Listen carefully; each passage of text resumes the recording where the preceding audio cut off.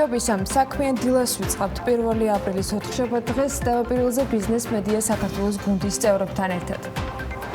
სავალუტო ჯიხურობით დახურულია ფულის გადაცვლა ბანკებსა და მიკროსაფინანსოებში შეგიძლიათ საფინანსო სექტორის საქმიანობასთან დაკავშირებით დამატებითი განმარტება ეროვნულმა ბანკმა გააკეთა, რომელიც საკუთარ განცხადებაში მიუთითებს, რომ სხვა ობიექტებთან ერთად შეზღუდვა ვალუტის გადამცრელ პუნქტებზე მოქმედებს, რომელთა საქმიანობაც დროებით იქნება გაჩერებული. ჯანდაცვის მინისტრის პირველი მოადგილე ამბობს, რომ მთავრობა მიმდინარე კვირაში განსაზღვრავს კერძო სექტორში ვის უნდა ჰქონდეს COVID-19 ტესტების მიწოდების შესაძლებლობა და როგორ მოხდება კერძო კომპანიების მიერ შეთავაზებული ტესტების ხარისხის შემოწმება. თამარ გაბუნიას შეფასებით დაუშვებელია კერძო კომპანიები მომხმარებელთან და მოქალაქეებთან COVID-19 ტესტების რეკლამირებას ახდენდნენ. TBC კაპიტალმა საბანკო სფეროში და კრედიტების ზრდის ტემპის შესახებ გამოაქვეყნა ინფორმაცია. 2020 წლის თებერვალში საბანკო სექტორში სესხები წლიურად 17% არის გაზრდილი და 30 მილიარდ 900 მილიონი ლარი შეადგინა. აქედან ლარში გაცემული სესხების ჯამური თანხა წლიურ ჭრილში 25.2%-ია. გაზრდილია და მან 14 მილიარდ 200 მილიონი ლარი შეადგინა. უცხოურ ვალუტაში დენომინირებული სესხების ჯამური მოცულობა კი 16 მილიარდ 600 მილიონი ლარის ექვივალენტს გაუტოლდა და წლიურად ის თითქმის 11%-ით, ზუსტად 10.8% არის გაზრდილი. საქსტატმა 2019 წლის თებერვლის ეკონომიკური ზრდის ამსახველი ანგარიში გამოაქვეყნა გუშინ, რომლის თანახმადაც გასული თვის განმავლობაში წინა წლის შესაბამის პერიოდთან შედარებით რეალური მთლიანი შიდა პროდუქტის ზრდა 2.2% შეადგინა. იანვარ-თებერვლის საშუალო რეალური ზრდა კი 3.7%-ია.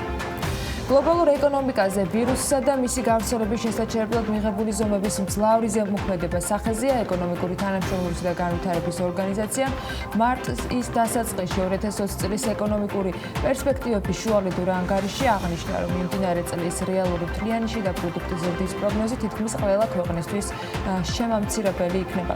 კორონა შემამცირებს როგორც მოთხოვნას, ისე მიწოდებას. ამასობაში აისეტმა საქართველოს სტუმარმა მასპინძლობის სექტორის ზიანის მასშტაბები დათვლა გადაწყვიტა და მომზადებული ანალიტიკით, რომელიც საქართველოს რეგიონებზე ნეგატიურ გავლენას ითვლის, გიორგი პაპავა, აისეტის კვლევითი ინსტიტუტის წამყვანი ეკონომისტი შემოგვიერთდება საქმიანი დილის ეთერში. ძელვადიანი ზარალი და ზიანი, რაც ბიზნესებსა და ოჯახებს მიადგება, ჯერ წინ სწრებად ითვლება. თითოეული და განსაკუთრებით სოციალურად შეჭირებული ოჯახების დახმარებისათვის შექმნილი ერთობის ფონდის მუშაობა გრძელდება იმისთვის, რომ თუნდაც სულ ცოტადი, უფრო მეტ ადამიანს ყოველდღიური საჭიროებისათვის სურსათი ჰქონდეს. კორონავირუსით ნაკარნახევ საქმიანი დღის წესრიგში ნინო სამპახიძე დღეს ჩვენი მაყურებლისათვის ჰერბიეს დამფუძნებელ ზურაბ ჯანელიძეს უმასპინძლებს. ქართული რეალობის განხილვა პანდემიის პირობებში მსოფლიოსაგან განცალკევებით და კონტექსტიდან ამოგლიჯილად არაფრით გამოგვივა. მსოფლიო როგორც ასეთი ბუკა პეტრიაშვილთან ერთად დღეს რამდენიმე თემას და ცხადია საინტერესო აბებს კორონავირუსით აცხრებული მსოფლიოდან მაინც გამოარჩევს. საქმიან განწყობას არ ვკარგავთ BMG-ის გუნდის არც სხვა წევრები და ლევან თაღიაშვილის სტარტაპერის რუბრიკაში ჰეპი გრინის და მის დამფუძნებელს ანა გაგუას გაგვაცნობს. მარიამ ადამია 30 წლამდელთა Forbes-ის კიდევ ერთ წევრს და დისტანციურ და საკარანტინო რეჟიმზე გადასვლისთვის ძალიან საინტერესო კომპანიას წარგვიდგენს. თორნიკე ჩხაიძე უკვე დამფუძნებელი შემოგვიერთდება საქმიანი დილის ეთერში.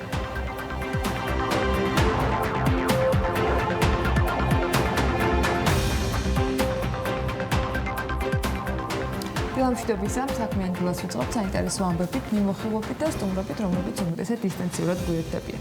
დღეს 1 აპრილია 2020 წლის და ნავთობის ფასი ბოლო 18 წლის განმავლობაში რეკორდულად დაბალ ნიშნულზეა.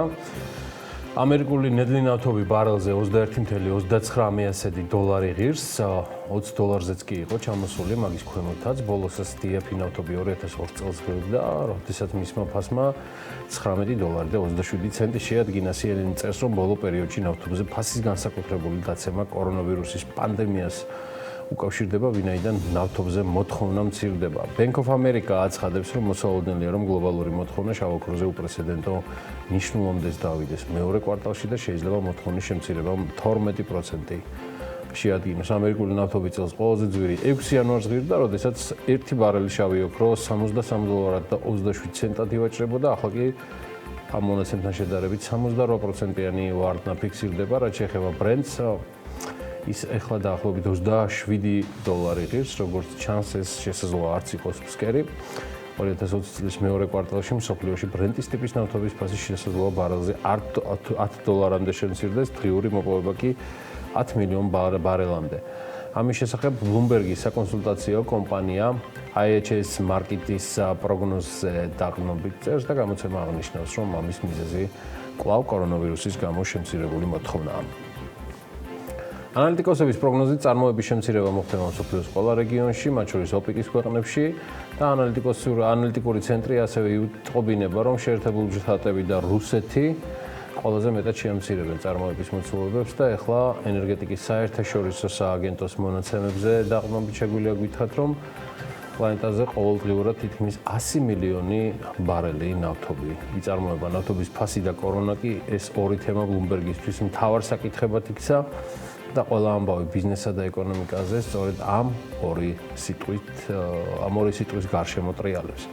ერთ-ერთი გამორჩეული მსოფლიო მასშტაბის ბიზნეს მედია პლატფორმა წერს, რომ კორონავირუსის გავრცელების გამო ნორვეგია, რომელიც ეკონომიკა ჩრდილოეთ ქვეყნებს შორის ყველაზე დიდარ ეკონომიკად ითვლება და მოიაზრება, მეორე მსოფლიო ომის მდგომარეობას უბრუნდება. ქვეყანაში უმუშევრობის ზღვარი უკანასკნელი 70 წლის განმავლობაში ყველაზე მაღალ მაჩვენებელს უახლოვდება. ნორვეგიის შრომის დეპარტამენტის და სამმართველოს მონაცემებით უკანასკნელი 1 კვირის განმავლობაში უმუშევართა რიცხვი არის გაორმაგებული. მანამდე ნორვეგიის მთავრობაში განაცხადეს, რომ ქვეყანაში მკაცრი ზომებით 13 აპრილამდე გაგრძელდება. არ მუშაობენ სკოლები, დაკეტილია ბავშვთა საბავშვო ბაღები, სპორტკლუბები, გასართობი ცენტრები, ხელისუფლებამ ეკონომიკის მხარდასაჭერად უკვე 25 მილიარდი დოლარი გამოყო.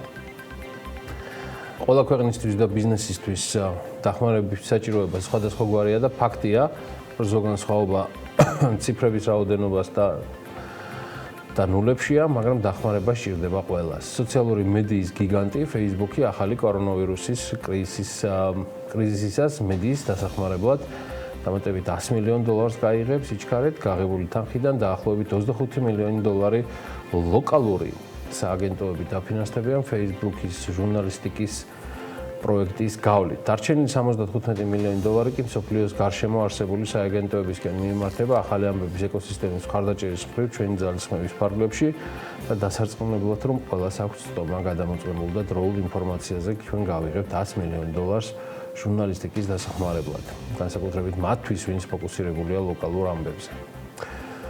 ახლა ჟურნალისტები ძალიან მძიმე პირობებში მუშაობენ, რათა საზოგადოების ინფორმირება განაგრძონ და ამასთან ერთად ბევრ გამოცემას უწევს გამკლავება კრიზისის მიერ გამოწვეულ ეკონომიკურ შედეგებთან, წერს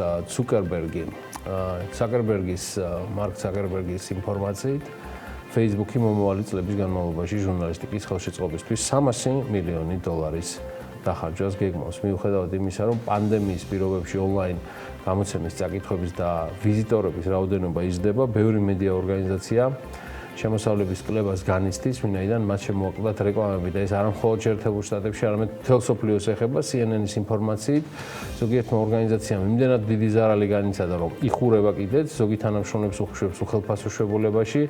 მედიის გადაუდებელი დახმარების ეს პროგრამა იმ 300 მილიონი დოლარის მიღმაა, რომელსაც სააგენტოებისა და განსაკუთრებით ლოკალური სააგენტოების მხარდასაჭერად დავხარჯავთ შემდეგი რამდენიმე წლის განმავლობაში. იმედი მაქვს, ამ პერიოდის განმავლობაში ეს დაეხმარება ჟურნალისტებს განაგრძონ თავისი კრიტიკული საქმიანობა ყველა ჩვენგანის ინფორმირების მიზნით. ესეც ამონარიდი ცუკერბერგის წერილიდან. ვირუსთან გამკლავების ძირი უჯდება ყველას, მდიდარ ქვეყნებსაც და ღარიბებსაც, სამედიცინო სფეროსაც, ტურიზმსაც, ჰორეკას, სპორტს და კინოინდუსტრიას. მნიშვნელოვანი ფინანსური დარტყმა მიაყენა ახალმა კორონავირუსმა კინოინდუსტრიას და კონკრეტულად დისნეის კინოსტუდიას. კომპანიის ხელმძღვანელობა 5 აპრილიდან ხელფასების შემცირებას გეგმავს. ყოფილმა მმართველმა და ამჟამინდელმა საბჭოს წევრმა ბობ აიგერმა კრიზისული სიტუაციის დასრულებამდე ხელფასის აღებაზე უარი თქვა.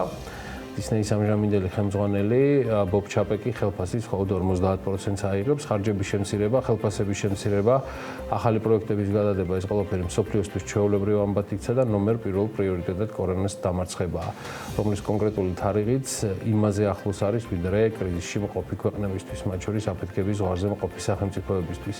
ისეთიც, როგორც საქართველოა, მათი მაცხოვრებლები ამას აღიქვავენ.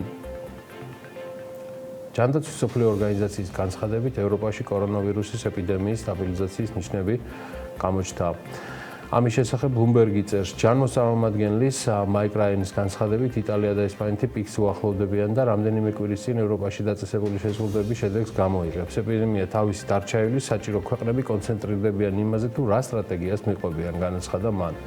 ევროპის თითქმის ყველა ქვეყანაში საკარანტინო პირობები მოქმედებს. იტალია, რომელიც ერთ-ერთი ყველაზე მძიმე რეალობის წინაშეა და მთელი ქვეყანა წითელ ზონად ითვლება, კარანტინს 12 აპრილამდე ახანძლიებს. BBC-ს ინფორმაციით, რომელიც იტალიის ჯანდაცვის მინისტრის განცხადებაზე დაყრდნობით წერს, აღნიშნავს, რომ ამ დროისთვის არსებული შეზღუდვები 3 აპრილამდე იყო დაწესებული, თუმცა ქვეყანაში არსებული ვითარებიდან გამომდინარე მისი განხანგრძლივება გადაწყდა. იტალიაში კორონავირუსის გამო კარანტინის 3 კვირის წინ დაწესდა.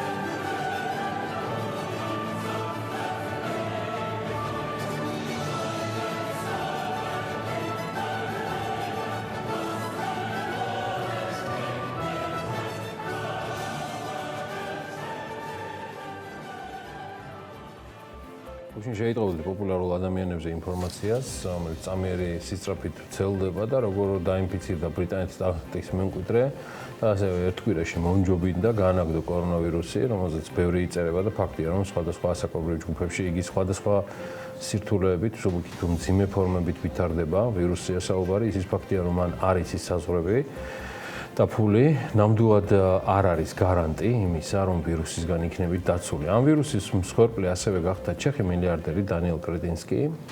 მას ჯერ კიდევ 12 მარტს დაუდგინეს ვირუსი და მას შემდეგ იზოლირდა. არც იცის თავად როგორ შეეყარა, თუმცა ამბობს, რომ შედარებით მსუბუქ ფორმებში ჰქონდა. იგი ყვება, რომ ჰქონდა კონტაქტი რამდენიმე ათეულ ადამიანთან იმ პერიოდის განმავლობაში, ვიდრე ტესტირებას ჩაიტარებდა, თუმცა 27 დატესტირდიდან, ვისაც იმ პერიოდში კრეტინსკისთან ჰქონდა ურთიერთობა, კორონავირუსი არავის დაუდგინდა. ეს გასაკვირი ამბებიაო, ამბობს ჩეხი მილიარდერი, რომელიც უმსხვილესი ენერგო კონგლომერატის მეპატრონეა, ბევრი აქტივობით ევროპაში, 8 მილიარდ დოლარამდე აფასებს მის ქონებას Bloomberg-ი. ჩეხები კარგად იყვნენ მთელ სოფლიოშიც, თუმცა მინდა საქმიანი დილის ეთერიდან მოვიკითხო ჯანმრთელობა უსურვო ასევე ქართულ ბიზნესმენს ბენო ქაშეკაშვილს, მის ოჯახს. მან რამდენიმე დღის წინ გააკეთა კომენტარი რადიო თავისუფლებასთან და მოვისმინოთ მოკლე ამონარიდი ბენო ქაშეკაშვილთან ინტერვიუში. გათვალისწინება არ კი არა საჭირო, აი საჭირო არის ალბათ ნაბიჯ ყველაფრის ზუსტი შესრულება. აი უპირობა და ზუსტი შესრულება. რა რეკომენდაციასაც აჟღერებენ, გვაჩვენებენ, გვეუბნებიან. გაცილებით შანსი მცირდება ჩემი აზრით 1-10-თან და ასე შემდეგ. ეს ინტუიციით რა თქმა უნდა ისრიან ციფრებს. ყველას თავისებური მიდგომა აქვს ახალ კორონავირუსთან. მე პირადად ამ ინფორმაციას რომ გავეცანი, რომელსაც ახლა წაგიკითხავთ, ვიდრე დეტალურად ჩავიკითხავდი, ნამდვილად მეგონა რომ ალბის სიახლეების მორიგი ჩამონათვალიდან იყო, თუმცა შემდეგ ტექსტში აღმოვაჩინე ავტორიტეტული ორგანიზაცია რეპორტიორების საზღვრების გარეშე აბრევიატურა და მე უკვე ეს ამბავი მთელ Facebook-ს მოედო. მეტიც სწორედ ორგანიზაცია რეპორტიორების საზღვრების გარეშე დაყრდნობით ცოლდება ინფორმაცია, რომ თურქმენეთის ხელისუფლებამ აკრძალა სიტყვა კორონავირუსის გამოყენება და მეტიც ის სრულიად ამოღებულია, ანუ კორონავირუსზე ინფორმაციის გავრცელება თურქმენეთის ყოველდღიურობიდან. მათ შორის პუბლიკაციებიდან და თქვენ წარმოიდგინეთ კორონავირუსი გაქრა მათ შორის საინფორმაციო ბროშურებიდანაც, რომელსაც თურქმენეთის ჯანდაცვის სამინისტრო არიგებდა ადგილობრივ სამავთყოფოებში, სასწავლებლებში და სამუშაო ადგილებზე. იმავდროულად ორგანიზაცია წერს, რომ თურქმენეთში მოქალაქეები მაინც პირბადეებით, ვინც პირბადეებით გადაადგილდება და მეტიც საუბრობს კორონავირუსზე, შეიძლება გაიფაქტონ მძიმედ ამ თემაზე და იქვე სამოქალაქო ტანსაცმელში გამოწყობილმა უშუალოების თანამშრომლებმა დააკავონ და დააპატიმრონ კიდევაც. ეს ამბებია თურქმენეთში და უცბად წარმოვიდგინეთ საქართველოს იმ ქვეყანაში ან იმ ქვეყნის წესები საქართველოში როგორ გავითარდებოდა მოვლენები. ბოლო მონაცემებით თურქმენეთში SARS-CoV-2-ით ინფიცირებულთა არც ერთი შემთხვევა არ ფიქსირდება. ეტყობა სამოქალაქო ტანსაცმელში გამოწყობილი სპეცსამსახურები აქაც ყურადღებით არიან. მსოფლიოს ახალმა კორონავირუსმა 40,000-მდე დაღუპული, 800,000-ზე მეტი ინფიცირებული მოუტანა. ღირს აღნიშნავთ, რომ გარდაცვლილთა რაოდენობას 4-ჯერ ცოტა მეტიც უსწრებს მსოფლიოში გამოჯანმრთელებულთა რიცხვით. საქართველოში გამოჯანმრთელებული უკვე 21 ადამიანია. ყველას ულოცავ მათ და დაახლოებით 90 რეგისტრირებულ ინფიცირებულს უსურვებ გამოჯანმრთელებას. ჩვენი თანაგზნობა გარდაცვლილი საქართველოს 5 მოქალაქის ოჯახებს, მათგან ერთ-ერთი გუშინ შეერთებულ შტატებში გარდაიცვალა. დანარჩენი ევროპაში, ძირითადად ესპანეთში არიან გარდაცვლილები. თურქმენეთთან შედარებით აღქმად რეალობაში და მთლად საქართველოში დავბრუნდეთ სტრატეგიით, რომელიც მთავრობამ აირჩია შეზღუდვები უფრო გამკაცრებულია, ეროვნულმა ბანკმა გუშინ დამატებითი განმარტება გაავრცელა, რომლის მიხედვითაც სავალუტო ჯიხურები იხურება. ფულის გადასვლა ბანკებსა და მიკროსაფინანსოებში შეგეძლებათ, საფინანსო სექტორის საქმიანობასთან დაკავშირებით განმარტებები სებმაც გააკეთა. ეროვნული ბანკი მიუთითებს, რომ სხვა ობიექტებთან ერთად შეზღუდვა მოქმედებს ვალუტის განამცლელ პუნქტებზეც, რომელთა საქმიანობას დროებით ჩერდება. ფულის კონვერტაცია კომერციულ ბანკებისა და მიკროსაფინანსო ორგანიზაციების, როგორც ფიზიკურ ფილიალებში, ასევე ინტერნეტ ბანკინგით იქნება შესაძლებელი, ამასთან როგორც ოფისებში, ისე დისტანციურად უწყვეტ რეჟიმში ფუნქციონირებას კვლავ განაგრძობს კომერციული ბანკები, საგადასახადო სისტემის ოპერატორები, მიკროსაფინანსო ორგანიზაციები, საგადახდო მომსახურების პროვაიდერები და აგენტები, რომლებიც მომსახურებას გადახდის აპარატების, ბანკომატების და პოსტ ტერმინალების საშუალებით აწვდიან, ასევე უწყვეტ რეჟიმში აგრძელებენ საქმიანობას გადახდის აპარატების, ბანკომატების და პოსტ ტერმინალების ფუნქციონირებისათვის საჭირო მომსახურების მიწოდებლები. გუშინ ამ თემაზე კომენტარი ეროვნული ბანკის წარმომადგენელმა საღამოს საქმის კურსში გააკეთა. ბუნებრივია მომხარებლები, რომლებიც იღებდნენ აი ამ მომსახურებას, მათ ეს მომსახურება კვლავ დაჭირდებათ, თუმცა მაგალითად კომერციულ ბანკებს აქვს საშუალება, რომ ეს მომსახურება შესთავაზონ დისტანციური სახით, ანუ ანგარიშებს შორის მომხარებლების კონვერტაციები გააკეთონ. გარდა ამისა, ზოგადად რაოდენობა იმ წერტილების, სადაც მომხარებლები ფიზიკურად იღებდნენ ამ მომსახურებას, აი ეს რაოდენობა შემცირდება და პლუს კიდევ ერთხელ აქცენტს გავაკეთებთ იმაზე, რომ სასურველია მომხარებლები აქტიურად გადაერთონ დისტანციური არხების გამოყენებაზე. რა იქნება შემდეგ და როგორი იქნება შემდეგი თვეები, ამაზე ჯერ მხოლოდ რთული პროგნოზები კეთდება.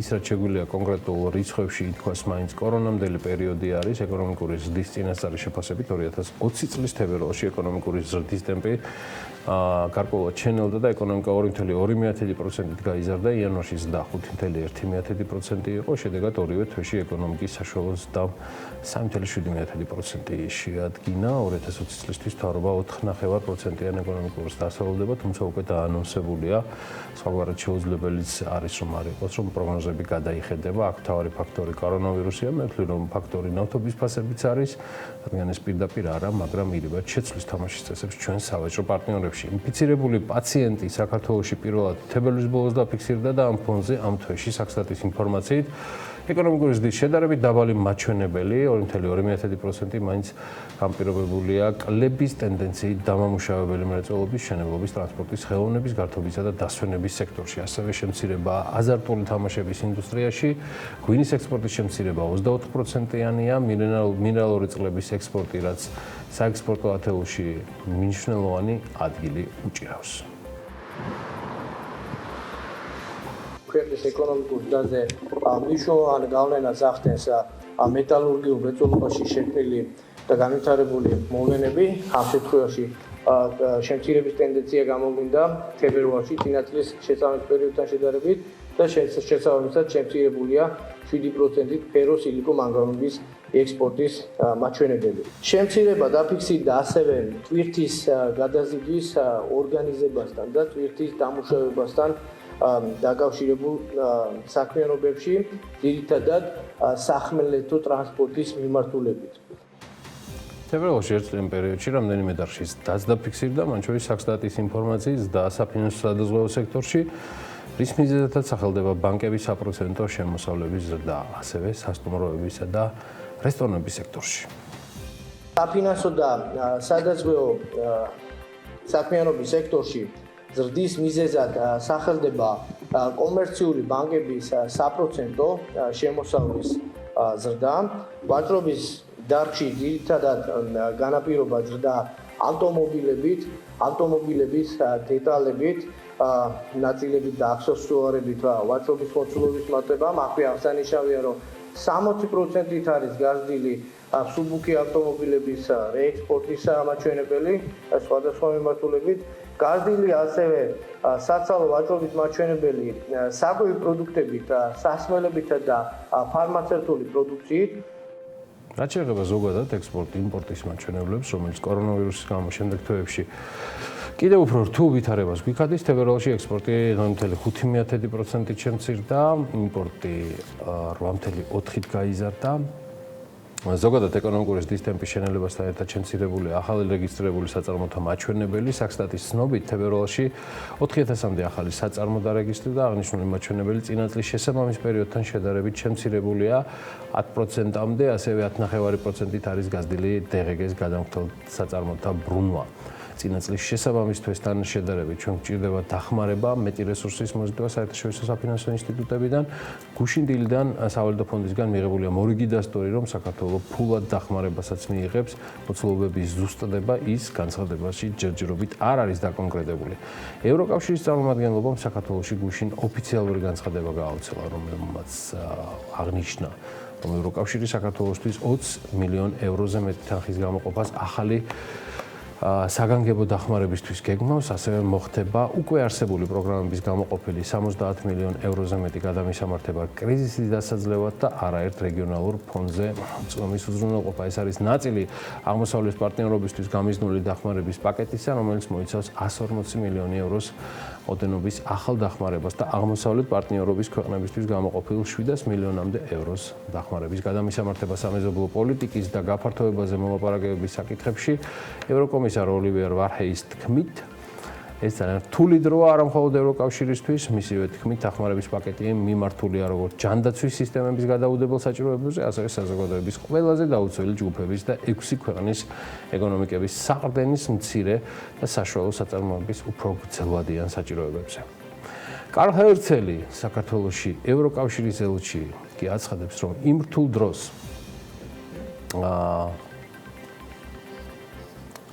როცა ევროკავშირი საქართველოს გვერდში უდგას, ელჩის თქმით, დაუყოვნებლივი რეაგირებისთვის საქართველოსთვის იქნება წვდომა აღმოსავლეთ პარტნიორობის ქვეყნებისთვის გამოყოფილი 30 მილიონი ევროს ღირებულების რეგიონალურ საგანგებო სამედიცინო აღჭურვილობასა და მოწყობილობებზე ნიღბები, ხალათები, ფილტვების ხელოვნური ვენტილაციის აპარატები, ლაბორატორიული კომპლექტები. ევროკავშირი საქართველოს ექსპერტული ცოდნითაც დაეხმარება, ასევე მიმართავთ თანხებს, აცხადებს ჰერცელი იმისთვის, რომ საქართველოში სამოქალაქო საზოგადოების ორგანიზაციები დაუცველ ჯგუფის კრიზისის დასაძლევად დამატებითი გზების მონახვაში დაეხმარონ. მომდევნო თვეებში ევროკავშირი 70 მილიონ ევროზე მეტი თანხების მობილიზებას მოახდენს, რათა დაეხმაროს ქართულ ბიზნესს კრიზისის შემდეგ მათი კომპანიების სტიმულირებისა და აღდგენის მიზნით გრანტებზე და კრედიტებზე ლარში წვდომა გაუმარტივდეს. გარდა ამისა, უახლოეს თვეებში საქართველოში გეგმავთ 20 მილიონი ევროს მოცულობის დამატებითი ადგილობრივი მიზნობრივი საგრანტო პროგრამის დაწყებას. ვიმედოვნეთ და გჯერა, რომ ამ ზომების საშუალებით ხელშესახებ წვლილს შევიტანთ იმ მიმდინარე თავდაუზოგავსრომაში, რომელსაც საქართველოს მთავრობა და მოსახლეობა ეწევა, აცხადებს კარლ ჰერცელი. დახმარებასთან დაკავშირებით ბევრი განცხადება იყო გუშინ გაკეთებული. ჩვენ რა თქმა უნდა თითოეულ მაგას მივუბრუნდებით, თუმცა ახლა მინდა რომ შემოგთავაზოთ ვიდრე სარეკლამო პაუზაზე გავალ ამიტის პროგნოზს გადავხედავთ ამ კორონავირუსთან დაკავშირებით, როგორი არის აღქმები იმ ადამიანების, რომლებიც ჩვენს გვერდით არიან ამ დროისათვის, მათ უწევთ რომ მათ შორის სასწავლო პროცესში იყვნენ დისტანციურად ჩართულები და გადავწყვეტ რომ ექსპერიმენტი, რომელიც გასულ კვირას დავაანონსებთ, დაგვეწყო ჩვენივე კოლეგის ძმით და ანუკა ჯოხაძის მომზადებული სიუჟეტი ვნახოთ ფლად სახლში მომზადებული ინტერვიუთ. მე მექნება ხოლმე ტელესკოლა, გაკვეთილები, მათემატიკა, მუსიკა, ისტორია. მაინც სკოლაში მისვლის კიჭობის. ონლაინ გაკვეთილები ჯობია, იმიტომ რომ არ მომიწევს ხანე, ადრე ადგომა. ეკონომიკაზე არ ვიცი ეკონომიკა რა აღნიშნავს. შეიძლება ის ბიზნესსაც გაქრეს. გაქრეს იმაზე გულისხმობ, რომ საერთოდ აღარ იოსებს. აღარ უპატრონებს საკმაოდ და იმიტომ. ვერ დავაკეთებ. ჩვენ მხოლოდ ისა გვაქვს, რომ გავადიოთ სახლში და ექიმებს ვაცხოვროთ, რომ მოახერხოთ კორონავირუსი.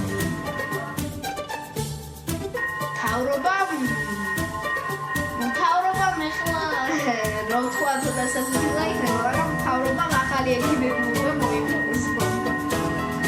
ანუ ახალი ექიმები კიდე? ხო, ბევრი ექიმები ეკთანები რომ მოიყვანოს, რომ მთლიანად ერთად შეემდრო კორონავირუსს და მთლიანად გააქვს საქართველოს.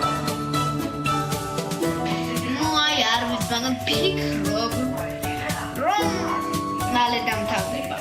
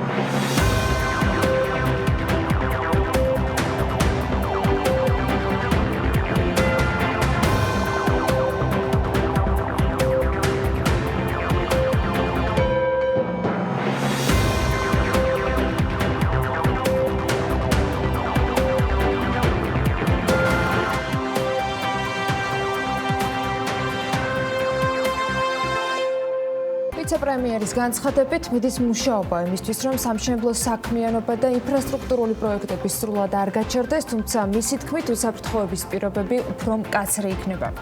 საყოველთაო კარანტინის პირობებში საქართველოს სპორტები მუშაობას შეუფერხებლად, მაგრამ გამკაცრებული წესებით გააგრძელებენ. ნავსადგურებში შემომცროელი გემების კრინინგს გადიან. საზღვაო ტრანსპორტის სააგენტოს ინფორმაციით, პორტებში შესვლა დაიშვება მხოლოდ თერმოსკრინინგის გავლის შემდეგ.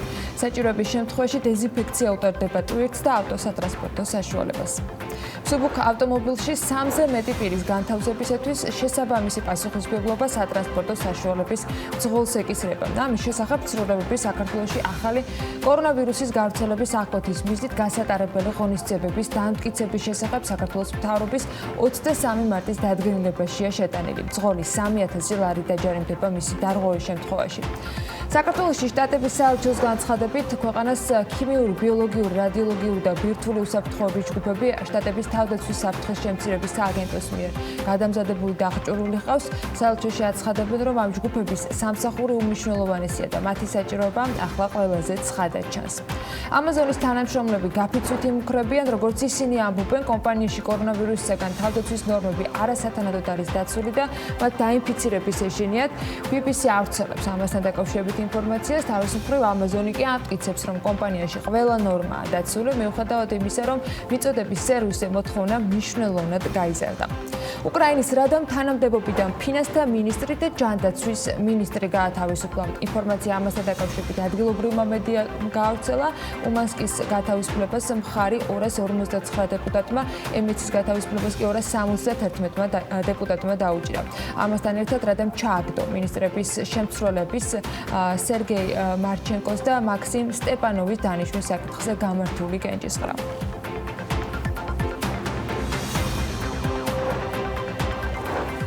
გამკაცრებული შეზღუდვები უკვე ძალაშია, რა იზღუდება, ამაზე ვცვლად ინფორმაცია მუდმივ რეჟიმშია ხელმისაწვდომი და პარალელურად ბევრია კითხვა, მათ შორის ჩვენთანაც, ჩვენ სოციალურ ქსელში, რომელ ბიზნეს სუბიექტებს აქვთ უფლებამ საქმიანობა გააგრძელონ. ეტაპობრივად ყველა საკითხზე ვცდილობთ, რომ ინფორმაცია გავაახლოთ და ჩვენს ვებგვერდზე შემოგთავაზოთ. და ამ დროისათვის, რასაც თავი მოუყარეთ, ინფორმაციები ასეთია. საყოველთაო კარანტინის პირობებში ძალაში რჩება შეზღუდვა ყველასთვის გარდა სასურსათო მაღაზიებისა და აფთიაქებისა. ასევე შეზღუდულია საქართველოში სამ პირზე მეტი შეკრება, საზოგადოებრივი ტრანსპორტის მოძრაობა, 70 წელს გადაცილებულ მოქალაქეების უკიდურესი აუცილებლობის გარდა სახლიდან გასვლაც აკრძალულია. მთავრობამ განსაზღვრა ეკონომიკური საქმიანობები, რომელთა შეზღუდვაც ამ კარანტინის პირობებში არ არის ჯერჯერობით გეგმაში, დადგენილებით, რომელიც მთავრობის ავტორობით არის შექმნილი, საგანგებო მდგომარეობის ვადით ჩერდება ნებისმიერი ეკონომიკური საქმიანობა. გარდა და აი ამ გარდაში იგულისხმება მათ შორის სამედიცინო დაწესებულებების საქმიანობა, სურსათის, ცხოველის საკვების, ცხოველური და მცენარეული პროდუქტების, ვეტერინარული პრეპარატების, პესტიციდებისა და აგროქიმიკატების, სათესლე და სარგავი მასალების საცალო რეალიზაცია. ასევე მათი წარმოების, შენახვის, საბითუმო ვაჭრობისა და დისტრიბუციის, სურსათის, შესაფუთი მასალების და ტარის წარმოება. წისქვილების, პურფუნთუშეულის საცხობების, რძის მიღება-გადამუშავების საწარმოების საქმიანობა. ასევე არ არის შეზღუდული ელექტროენერგიის, ბუნებრივი გაზის, წყლის წარმოების, გადაცემის, განაწილების მიწოდებისა და სხვა მიმართულებები, მათ შორის ბენზინის, დიზელის, თხევადი აირის მიწოდება, ასევე სატელეკომუნიკაციო, საფოსტო და ნარჩენების მართვასთან დაკავშირებული მომსახურების მიწოდება. კომერციული ბანკების საქმიანობაც არ იზღუდება. იმ საგადასახადო მომსახურების პროვაიდერებისა და მათი აგენტების საქმიანობა, რომლებიც აწვდიან მომსახურებას თვითმომსახურების კიოსკების მეშვეობით, ასევე დაშვებული არის. დაშვებული არის საგადასახადო სისტემის ოპერატორების საქმიანობა, ბანკომატების თვითმომსახურების კიოსკებისა და პოსტერმინალების უწყვეტი ფუნქციონირებისათვის საჭირო საქმიანობა, ასევე მიკროსაფინანსო ორგანიზაციების საქმიანობა, საბანკო საფინანსო პროდუქტების მომსახურების დისტანციური არხებით მიწოდების რეალიზაციისა და სხვა მიმართულებით საქმიანობები, სამედიცინო დანიშნულების საქონლის, ფარმაცევტული პროდუქტის წარმოება, დისტრიბუცია, რეალიზაცია, სასოფლო-სამეურნეო სამუშაოების ჩატარება და მეცხოველეობასთან და მეფრინველეობასთან დაკავშირებული საქმიანობები. დაშვებულია მსუბუქი ავტომობილით, ტაქსით, M1 კატეგორიით გადაადგილება და მომსახურება, საკვები პროდუქტების მიტანის მომსახურება, ეგრეთ წოდებული delivery სერვისი, კერძო დაცვითი საქმიანობა, საადვოკატო საქმიანობა და ავტოტექნომსახურების გამწევი სუბიექტების საქმიანობა. ასევე დაშვებული არის პრესის ჯიხურების ღიაობა. ამავე დროს დამატებით მთავრობა განმარტავს, რომ იმ უფლებამოსილებით, რაც მას აქვს შესაძლო, ასევე დამატებით განისაზღვროს იმ ეკონომიკური საქმიანობების ან და ეკონომიკური საქმიანობის განმახორციელებელი ობიექტების და სუბიექტების ჩამონათვალი, რომლებიც არ იზღუდება და რომელთა ფუნქციონირებაც აუცილებელია მათ შორის საგანგებო მდგომარეობის პერიოდში. საგანგებო მდგომარეობის ვადით და იმ დროში, რაც დაწესებული არის, იკრძალება ღვინისა და ყურძნისეული წარმოშობის სხვა ალკოჰოლიანი სასმელების, ასევე სპირტიანი სასმელისა და ლუდის სარეალიზაციო ობიექტების ფუნქციონირება. საგანგებო მდგომარეობის ვადით ასევე რესტორნების, საზოგადოებრივი კვების ობიექტების, საწარმოებში ორგანიზებული არსებული კვების ობიექტების საქმიანობა დასაშვებია მხოლოდ ადგილზე მიტანის ან პროდუქტების სატრანსპორტო საშუალებით გატანის მომსახურებით, სარეალიზაციო სივრცეში მომხმარებლის დაშვების გარეშე. ყველა დაშვებული ეკონომიკური საქმიანობა კი მიუხედავად ფორმისა და სახისა უნდა განხორციელდეს ჯანდაცვის სამინისტროს შესაბამისი რეკომენდაციებით და ამ რეკომენდაციების მაქსიმალური დაცვითა და შესრულებით იმისათვის, რომ დაცული იყოს თითოეული ადამიანის ჯანმრთელობა, მათ შორის დასაქმებულებისა და იმ ადამიანებისა, ვინც ამ სერვისს ღებულობენ. ასევე უკვე მეორე დღეა ქვეყანაში ფაქტობრივად კარანტინია გამოცხადებული, რომლის გამოც მუნიციპალურმა ტრანსპორტმა მუშაობა შეაჩერა. საქმიანი დილა დაინტერესდა ამასობაში რა გზები და რის ხარჯზე ახორციელებენ კომპანიები. მათ შორის ის კომპანიები, რომლებიც ჩემს მიერ ზემოთ ჩამოთვლილ საქმიანობას დასაშვებობით არიან ფუნქციონირების რეჟიმში, გადაადგილებას. ბიზნესის პოზიციები თათია ჩაფიჩაძემ შეგვიგროვა და მოდით ნახოთ, რას ამბობენ ისინი, როგორ ხდება თანამშრომლების მობილიზება ამ თუ იმ დაწესებულებაში.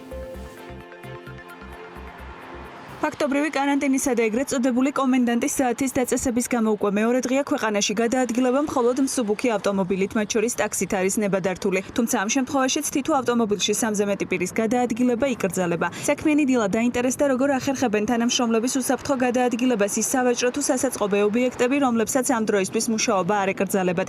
კითხვაზე საპასუხოდ საქართველოს ბანკში განაცხადეს, რომ იმ თანამშრომლების გადაადგილებას, რომლებსაც საკუთარი ავტომობილი არ ჰყავთ, ბანკი საკუთარი სატრანსპორტო საშუალებებით უზრუნველყოფს. ასეთი ამ დროისთვის 472 პირია. ბანკში აცხადებენ, რომ ხარჯს სრულად კომპანია წევს და ის ტვირთად დასაქმებულს არ დააწვება. დასაქმებულების გადაადგილებას საკუთარი რესურსით ახდენენ TBC ბანკშიც. თანამშრომლების ტრანსპორტირება ხდება როგორც ბანკის არსებული მანქანებით, ასევე პარტნიორი სატრანსპორტო კომპანიის საშუალებით. თანამშრომლების მისამართებიდან გამომდინარე ხდება მათთვის მისაღები ლოკაციების შერჩევა და მათი ამ ლოკაციებიდან ტრანსპორტირება. სამსახურში საკუთარი ავტომობილებით მიყვანა უზრუნველყო საქართველოს პოსტამაც. პოსტის პრესსამსახურის მიერ მოწოდებული ინფორმაციის მიხედვით გადაადგილება რეკომენდაციების შესაბამისად ხორციელდება. ახალ რეალობასთან მორგების პროცესში არიან სუპერმარკეტების ქსელებიც. როგორც პარის მმართველმა დირექტორმა მირანდა მანჯგალაძემ საქმიან დილასთან საუბრისას განმარტა, ამ ეტაპზე მთავრობასთან სატრანსპორტო საშუალებებში რაოდენობის ზრდის და ტრანსპორტის სახეობების გამოყენებასთან დაკავშირებით მოლაპარაკებები მიმდინარეობს. რაც შეეხება ანაზღაურების ხარჯებს, პარში ამბობენ, რომ ტრანსპორტირების ხარჯის დაფარვა დასაქმებულებს არ მოუწევთ.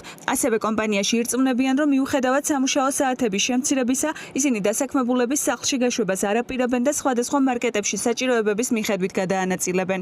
გვექნება შერეული ტიპის მეთოდი ტრანსპორტირებასთან დაკავშირებით, შეიძლება გაიცეს ხელზე თანხა, სადაც მენეჯმენტი მაღაზიის ინდივიდუალური უზრუნველყოფს ტრანსპორტირების თვითონ მენეჯმენტს. იქნება შემთხვევები, სადაც ტაქსის კომპანიებთან მიმდინარეობს მოლაპარაკება და მათ მიერ იქნება ეს ცენტრალიზებულად, ესე რომ ვთქვათ, უზრუნველყოფილი და დაორგანიზებული. 3 ადამიანით შეზღუდვა, სადაც ერთი მძღოლი უნდა იყოს და 2, ესე რომ ვთქვათ, თანხლები პირი, რომელიც მანქანაში უკან უნდა იჯდეს, რა თქმა უნდა, ზღუდავს ტრანსპორტირების რაოდენობრივ გადაყვანას, რაც იმას ნიშნავს, რომ უნდა გაიზარდოს ტრანსპორტით მომსახურების ჯერადობა, რაც რა თქმა უნდა არარაციონალური ხარჯია და საკმაოდ გაზრდილი ფინანსური ხარჯია, რაც რა თქმა უნდა აწვება ჩვენს კომპანიებს და რეალურად ჩვენ თავაზობთ სხვადასხვა ვერსიებს პირობითად ან ისეთ ტრანსპორტის გამოყოფას, სადაც ადამიანებს საშუალება ექნებათ ერთმანეთის ზურგის დაждდეს რამოდენიმე ადამიანი და სოციალური დისტანცია დაცული იქნას. საკუთარი ხარჯებით დაიწყეს თანამშრომლების გადაადგილება ფარმაცევტულმა კომპანიებმაც. ავერში ამბობენ, რომ ამ მიზნით მუნიციპალურ სატრანსპორტო და კერძო კომპანიებთან მოლაპარაკებები გუშინ დასრულდა. ვაწარმოეთ მოლაპარაკებები მუნიციპალურ სატრანსპორტო კომპანიებთან და კერძო კომპანიებთან, შევჯერდით რამდენიმე კომპანიასა და idant თანამშრომელთა გადაადგილებას მოვახდენთ საკუთარი ძალებით და საკუთარი ხარჯებით. გამოყოფილი იქნება მიკროავტობუსები და ტაქსები, რომლებიც მოემსახურება ჩვენს თანამშრომლებს. აღნიშნული სატრანსპორტო საშუალებები თანამშრომლებს მიიყვანენ აფთიაქამდე და ესე აფთიაქიდან მოხდება მათი უკან დაბრუნება. ამ დროისთვის თანამშრომლების ტრანსპორტირებასთან დაკავშირებით მუშაობენ სამედიცინო დაწესებულებების ნაწილშიც. მედპერსონალისთვის მიწოდებული ინფორმაციის თანახმად დეტალები დღეს გახდება ცნობილი. რა თქმა უნდა, კორონავირუსი არის ცენტრალური თემა და კარგი ამბებიც იყო გუშინ ბოლო საათების განმავლობაში, მათ შორის კრიტიკულ მდგომარეობაში მყოფი პაციენტის კორონავირუსისგან გაჯანმრთელებაზე და იმ პროგრესზე, რომელიც სხვა მძიმე პაციენტების გაუმჯობესების კუთხით დაფიქსირდა. ამის მიუხედავად პროცესი მარტივი მაინც არ არის და რა თქმა უნდა, ყველა ინფორმაცია, რომელიც სხვადასხვა მედიკამენტთან და დაავადების წინააღმდეგ მოქმედ აცრებთან დაკავშირებით სოფლიო მასშტაბით იწერება და იტესტება, ჩვენთანაც აქტუალურია. მასალები ჩვენც არაერთ თემაზე მოვაგროვეთ და გიზიარებთ ხოლმე გუშინ მაგალითად იმედისგან მოვისმინეთ პასუხი კითხვაზე და თემაზე არის თუ არა ტუბერკულოზის წინააღმდეგ აცრასთან დაკავშირებული ინფორმაცია საქართველოსთვის სანდო და რა ინფორმაციას ფლობენ დაავადებათა კონტროლის და საზოგადოებრივი ჯანდაცვის ეროვნულ ცენტრში, ეგრეთ წოდებული BCG-ს აცრის ეფექტზე, ვირუსზე მასი გავლენის მოხდენის ფარგლებში. ჩვენ ძალიან ბედნიერები ვიქნებით, იმიტომ პირველი რაც გამოქვეყნდა მოგეხსენებათ იყავ რომ წითელაწითურა ყმაყურას ვაქცინის განსაკუთრებით წითურას კომპონენტი ასევე იყო ასე ვთქვათ დამცველობითი ეფექტის მქონე, არა იმითი რომ აღარ არ ხდებოდნენ, მაგრამ იმითი რომ ადვილად გადაიტანდნენ. ასევე ბეჩეზეძეც ასეთივე გამოქვეყნდა, რომ ადვილად ნაკლებად ემართებათ და უფრო ადვილად გადაიტანენ. ეს ორი ჰიპოთეზა, რომელიც არ არის ჯერ მეცნიერული მტკიცებებით გამყარებული, თუ მართალი აღმოჩნდება, ჩვენ ძალიან ბედნიერები ვიქნებით, იმიტომ რომ ჩვენ ქვეყანაში ძალიან კარგია მოცხვა განსაკუთრებით ახალგაზრდა თაობის წითელაწითურა ყმაყურას ვაქცინით. პრაქტიკულად ყველა არის ჩვენ ქვეყანაში BCG-ში აცრილი და ეს არ არის ახალი თაობა მარტო არა, ეს არის ძველი თაობაც, იმიტომ რომ BCG ვაქცინა ძალიან ფართოდ გამოიყენებოდა ჩვენ ქვეყანაში. ასე რომ თუ ეს ჰიპოთეზები მართალია, ჩვენ გაცილებით უფრო დაცულები ვიქნებით, ვიდრე სხვები არიან, თქვათ, სხვა ქვეყნებში. კავშირი ამ ორ თემას შორის არც არანაირი აქვს, რაც დღეს მინდა რომ კიდევ მოგიყვეთ, არც საერთაშორისო ორგანიზაციების განყოფილა დასტური, მაგრამ უცნაური კრიტერიუმი დაასახელეს ვირუსით ინფიცირების რისკთან დაკავშირებით ნიდერლანდელმა ექიმებმა, რომელთა ინფორმაციითაც კორონავირუსით დაინფიცირების რისკ ფაქტორად სახელდება ჭარბი წონა. გამოცემა NL Times ინფორმაციით ნიდერლანდების ინტენსიური თერაპიის განყოფილების სპეციალისტების ასოციაციის ხელმძღვანელი ამბობს, რომ COVID-19 დაავადებულების 80%, რომლებიც ინტენსიური თერაპიის განყოფილებაში იმყოფებიან, უმეტესად ურჩევიან ჭარბ წონას. როტერდამის სამედიცინო ცენტრის თანამშრომელი ამბობს, რომ სიმსუქნე რისკის შემცველია, რადგან იმუნიტეტს ასუსტებს. ამასთან სამედიცინო ცენტრის თანამშრომელი მოუწოდებს მოსახლეობას, რომ არ მიმართონ მკაცრ დიეტას ინფექციის პრევენციის მიზნით, რადგან საკვები ნივთიერებების ნაკლებობამ ასევე შესაძლოა უარყოფითი გავლენა იმუნურ სისტემაზე იქონიოს. ნიდერლანდებში ბოლო მონაცემებით COVID-19-ით დაახლოებით 12,000-მდე ადამიანის დაინფიცირება დაფიქსირდა, საიდანაც 800-ზე მეტი დაღუპული არის და ამ დროისათვის გამოჯანმრთელებულთა რაოდენობა 250-ს აჭარბებს. ქართულ რეალობაში ამ თემაზე მინიშნებებიც კი არ არის და არც ჯანდაცვის მსოფლიო ორგანიზაციას გავრცელებია რამე მსგავსი ცნობა. ჩვენსკენ კითხვები ჯერ ისევ ტესტების საკმარისობასთან დაკავშირებით დგას, რომელზეც ჯანდაცვის მინისტრის მოადგილისგან გუშინ მივიღეთ პასუხი, რომ PCR თუ სხვა ტესტების მარაგები საქართველოში არის და დეფიციტი მოსალოდნელი არაა. თამარ გაბუნიას განცხადებითვე მიღებულია გადაწყვეტილება და ის 2000 ტესტი, რომელიც ჩინეთიდან კვირას ჩამოვიდა, უკვე მის გამოყენებასაც იწყებენ. 2000 სწრაფი ტესტი ანტიგენზე დამყარებული, რომელიც საჭიროებს მარტივ ანალიზატორს იმისთვის, რომ ისევ PCR მეთოდით შესრულდეს ტესტირება ქვეყანაში ჩამოვიდა კვირას. ჩვენ დღეს გვექნება ექსპერტების ჯგუფთან შეხვედრა იმისთვის, რომ განსაზღვროთ ზუსტად რომელ კლინიკაში მოხდება ამ ტესტების გამოყენება. ასევე არის 4000 ანტისხეულებზე დამყარებული ტესტი, რომელიც პასუხს იძლევა უფრო გვიან ეტაპზე, თუმცა ამ ორივე ტესტს აქვს თავისი ადგილი დიაგნოსტიკურ ალგორითმში. ტესტების მარაგების შევსება სხვადასხვა წყაროებიდან ხდება, აქტიურობს კერძო სექტორი. TBC-ის ინფორმაციით, მთავრობასთან კონსულტაციების საფუძველზე COVID-19-ის 10,000 სწრაფი ტესტის შეძენის გადაწყვეტილება ამიღებული და ბანკის ინფორმაციით ტესტებს საქართველოში უახლოეს დღეებში ჩამოიტანენ და TBC მათ ჩამოტანისთანავე ჯანდაცვის სამინისტროს გადასცემს. სახელმწიფოსა და კერძო სექტორს შორის თანამშრომლობას შეუძლია გადამწყვეტი როლი ითამაშოს ქვეყნის წინაშე არსებული გამოწვევების დაძლევაში და გვესმის ჩვენი პასუხისმგებლობა მზად ვართ მაქსიმალურად დავეხმაროთ ქვეყანას კორონავირუსთან ბრძოლაში და სწორედ ამიტომ მუშაობთ მთავრობასთან ერთად იმ საჭიროებების გამოსავლენად, რაც ახლა ჩვენს წინაშე დგას და ამ ნაბიჯით TBC არსებულ გამოწვევებს პასუხობს, ამბობს ბანკის გენერალური დირექტორი ვახტანგ ბუცხრიკიძე განცხადებაში, რომელიც ამ ინფორმაციას შეიცავდა. ბანკის ინფორმაციით შეკვეთა 10,000 სწრაფი ტესტის შეძენაზე შეერთებულ შტატებსა და შვეიცარიაშია გაგზავნილი. 20,000 ტესტს გადასცემს ჯანდაცვის სამინისტროს, ასევე საქართველოს ბანკიც გასულ კვირაში მათ მიერ გავრცელებული ინფორმაციით ბანკი კორონავირუსთან ბრძოლისათვის სამინისტროს ტესტებთან ერთად გადასცემს 10 სასუნთქ აპარატს, 50,000 პირბადეს და 60,000 ხელთათმას.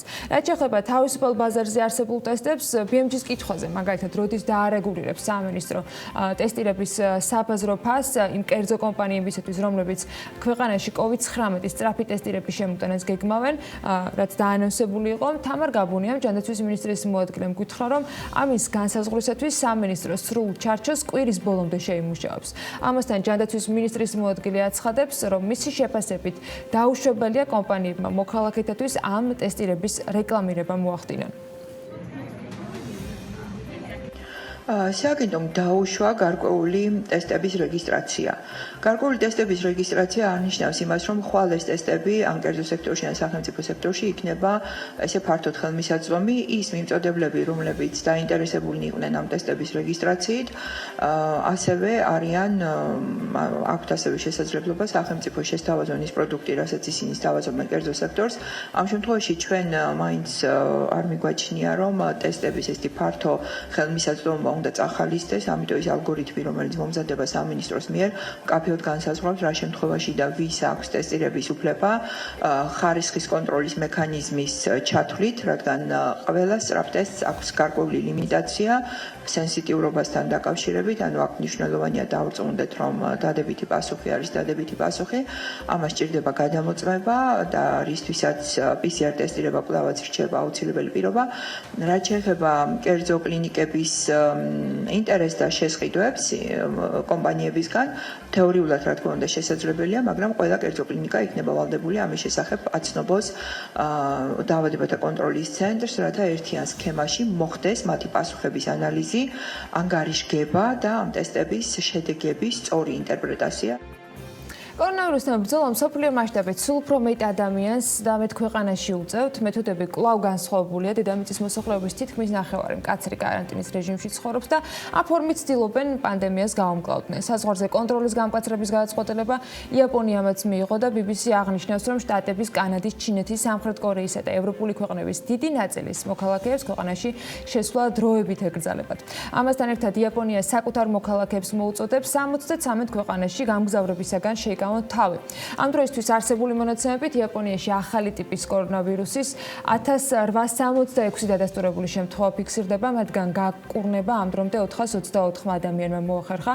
ვირუსს იაპონიაში 54 ადამიანი შეეწირა. ბოლო მონაცემებით გადაადგილება შეზღუდული არის ჩვენი მეზობელი ქვეყნების აბსოლუტურ უმრავლესობაში. კორონავირუსიდან გამომდინარე, აზერბაიჯანის მოქალაქეებს და ქვეყნის სტუმრებს სახლიდან გასვლა ეზღუდებათ უკვე გუშინდელი მონაცემებით. გამოცემა News Asia აღნიშნავს, რომ ქვეყნის ხელისუფლება მის გადაწყვეტილება სწორედ ვირუსთან ბრძოლის წინააღმდეგ გატარებული ზომების ფარგლებში მიიღო. საცხოვრებელი ადგილის დატოვების უფლება შესაძლებელი იქნება მხოლოდ გამონაკლის შემთხვევაში, მათ შორის გადაუდებელი სამედიცინო დახმარების საჭიროების დროს, სავაჭრო და საჯარო მომსახურების მიღების მიზნით შესაბამის ობიექტებში ვიზიტებისას, ნაგვის გადაყდრის დროს, ან იმ შემთხვევაში, თუ მოქალაქე ასრულებს იმ ორგანიზაციის დავალებას, რომელიც სპეციალური რეჟიმის ფარგლებში ოპერირებს. 31 მარტის მონაცემებით აზერბაიჯანში კორონავირუსით ინფიცირებულთა რაოდენობა თითქმის 300 იყო. ყოველ შემთხვევაში ასეთი არის გამოვლენა, გარდაცვლილთა რაოდენობა 4 არის დასახელებული და გამოჯანმრთელებულთა რაოდენობა 26.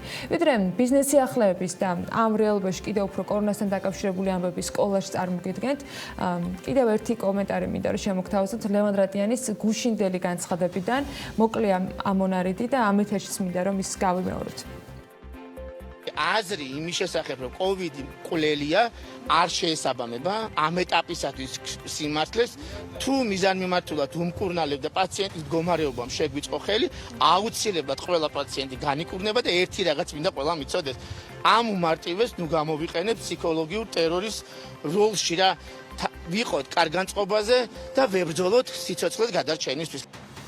ამასობაში გამოჩნდა კვლევა, რომლის მიხედვითაც კორონავირუსის სიკვდილიანობის მაჩვენებელი აქამდე ცნობილზე დაბალია. წამყვანი ეპიდემიოლოგების მიერ ჟურნალ The Lancet Infectious Diseases გამოქვეყნებული კვლევის მიხედვით ახალი კორონავირუსით გამოწვეული სიკვდილიანობის მაჩვენებელი იმაზე დაბალია, ვიდრე ეს აქამდე ვიცოდით. თუ მაგათად მიიჩნეოდა, რომ კორონავირუსის სიკვდილიანობის მაჩვენებელი არის დაახლოებით 2%, ახალი კვლევის თანახმად COVID-19-ის დაინფიცირებულთა მხოლოდ 66% დგება 100%-ის სიცოცხლე დგება რისკის ქვეშ.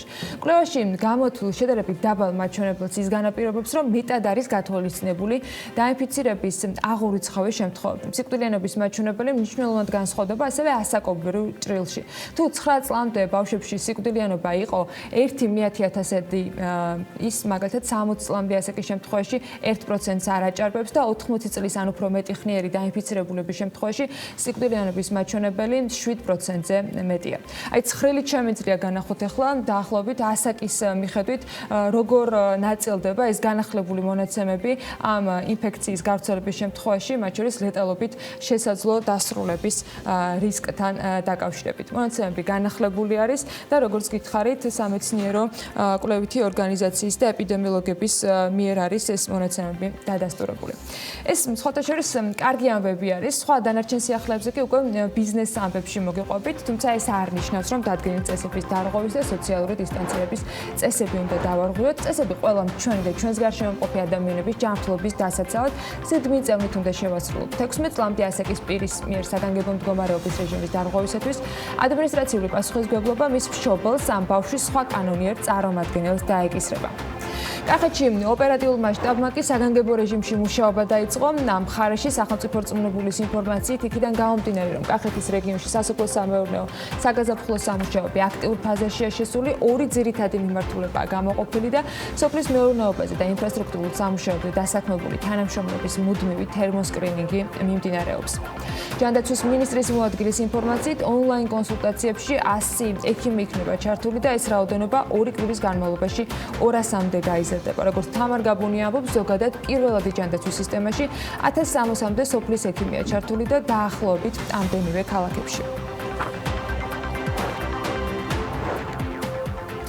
საგანგებო მდგომარეობის დასრულებამდე ავტომანქანები ტექნიკური ინსპექტირებისაგან გათავისუფლდნენ ინფორმაციას საკანონმდებლო მაცნეზე გამოქვეყნდა, ცვლილება შევიდა ავტოსატრანსპორტო საშუალებების და მათი მისაბმელების პერიოდული ტექნიკური ინსპექტირების შესახებ ტექნიკური რეგლამენტის დამტკიცების თაობაზე საქართველოს მთავრობის 2017 წლის დადგენილებაში.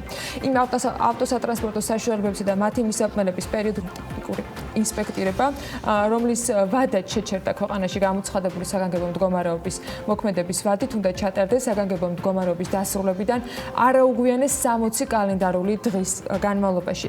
თუ განმეორებით ინსპექტირების ვადა ემთხვევა საგანგებო მდგომარეობის მოქმედების ვადას, მაშინ სატრანსპორტო საშუალების განმეორებით ინსპექტირება ასევე აღნიშნული 60 კალენდარული დღის ვადაში იმავე ინსპექტირების ცენტრში, რომელშიც ჩატარდა პირველადი ინსპექტირება, უნდა გაიარონ და თავისუფლდება პირი მომსახურების საფასურისაგან, ნათქვამი არის რეგლამენტში. შინაგან საქმეთა სამინისტრო 3000 ლარი დააჯარიმებს მძღოლებს, თუ მათ ავტოსატრანსპორტო საშუალებაში 3 ადამიანზე მეტის არსებობის ფაქტს პოლიციის თანამშრომელი გამოავლენს. საქართველოს მთავრობის 30 მარტის დადგენილების მიხედვით 3-ზე მეტი ადამიანის შეკრების აკრძალვის ბრძანება მათ შორის ვრცელდება სწორედ ავტომობილებზეც. საგანგებო მდგომარეობის ვადით იკრძალება სატრანსპორტო საშუალებით 3-ზე მეტი პირის, მათ შორის მძღოლიც ითვლება გადაადგილება და მგზავრები უნდა განთავსდნენ მძღოლის უკანა მხარეს შესაბამისად ჯანდაცვის სამინისტროს მიერ დადგენილი წესების მიხედვით.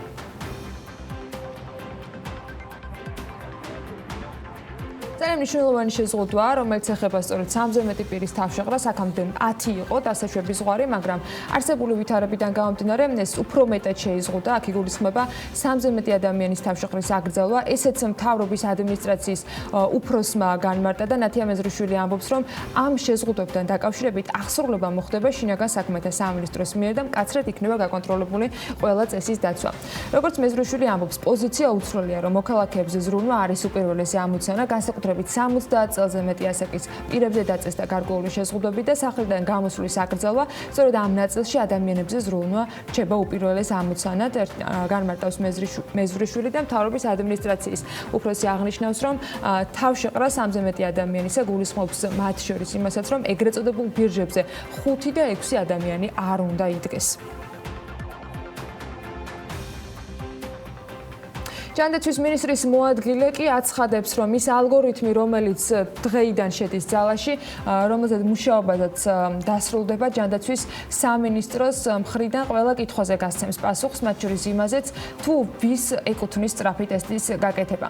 მინისტრის მოადგილის განმარტებით, ყველა კერძო კლინიკა იქნება ვალდებული, რომ ტესტის შეძენის და მოქალაქეებისათვის შეთავაზების შემთხვევაში ამასთან დაკავშირებით ინფორმაცია დაავადებათა კონტროლის ეროვნულ ცენტრს მიაწოდოს, რათა ერთიან სისტემაში მოხდეს ანგარიშის წარდგენა და ტესტების შედეგების სწორი ინტერპრეტაცია, საიმისოდ, რომ ეპიდემიის მართვა ადეკვატური იყოს.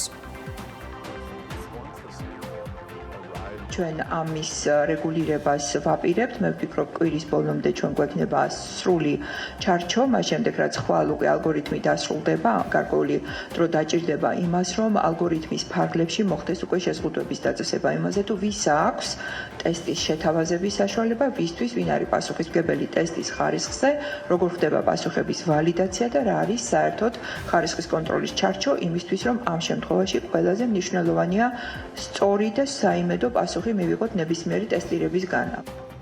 საკოორდინაციო საბჭოს გადაწყვეტილებით 7 ქალაქს, სადაც საკონტროლო პუნქტები უნდა განთავსდეს, თელავი და ახალციხე ემატება. ეს გუშინდელის ხდომის შემდეგ გამართულ ბრიფინგზე პრემიერ-მინისტრის მრჩეველმა ირაკლი ჩიქოვანმა თქვა და ის ამბობს, რომ ამ პუნქტებში მოქალაქეების თერმოსკრინინგი იქნება ასევე მოქმედი. საქართველოს მასშტაბით 7 მუნიციპალიტეტის საზღვარზე უკვე ამოქმედა პრაქტიკულად ფაქტობრივად каранტინის რეჟიმი და მოწყობილი არის სპეციალური გამშვები პუნქტები, რომელიც მოაწყო შინაგან საქმეთა სამინისტროს ძალებმა და ასევე თავდაცვის სამინისტროს ძალებმა. აქვე გეტყვით, რომ ამ პუნქტებზე ხდება კაცრი კონტროლი იმ შეზღუდვებისა, რომელიც დაწესებულია საგანგებო მდგომარეობის ფარგლებში და რა თქმა უნდა ასევე მიმდინარეობს ჩვენი თანამოქალაქეების თერმოსკრინინგი. ასევე დღევანდელ საკოორდინაციო საბჭოზე მიღებულ იქნა გადაწყვეტილება, რომ ანალოგიური რეჟიმი ამოქმედება კიდე 2 მუნიციპალიტეტის ფარგლებში, ეს 2 მუნიციპალიტეტი გახლავთ თელავი და ახალციხე. საფრანგეთის პრეზიდენტმა პირობა დადო, რომ მთავრობა 4 მილიარდი ევროს ფინანსურ რესურსს გამოყოფს ჯანდაცვის სააგენტოსათვის ნიღბებისა და ვენტილატორების შესაძენად.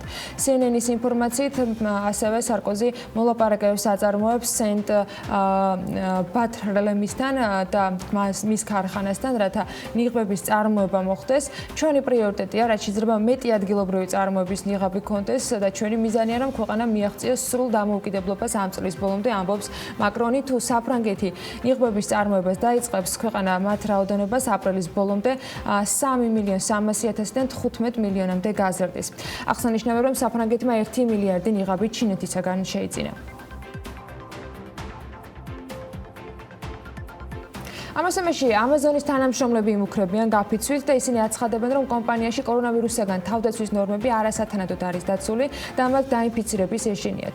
BBC-ის ინფორმაციით, თავის მხრივ ამაზონი ამტკიცებს, რომ კომპანიაში ყველა ნორმაა დაცული, მიუხედავად იმისა, რომ მიწოდების სერვისზე მოთხოვნა მნიშვნელოვნად გაიზარდა. ვცდილობთ კომპანიის ყველა შენობა ზედმიწევნით გავასუფთავოთ და ვაძლევთ თანამშრომლებს რეკომენდაციას იმასთან დაკავშირებით, რომ დაიცვან სოციალური დისტანცირების ნორმები.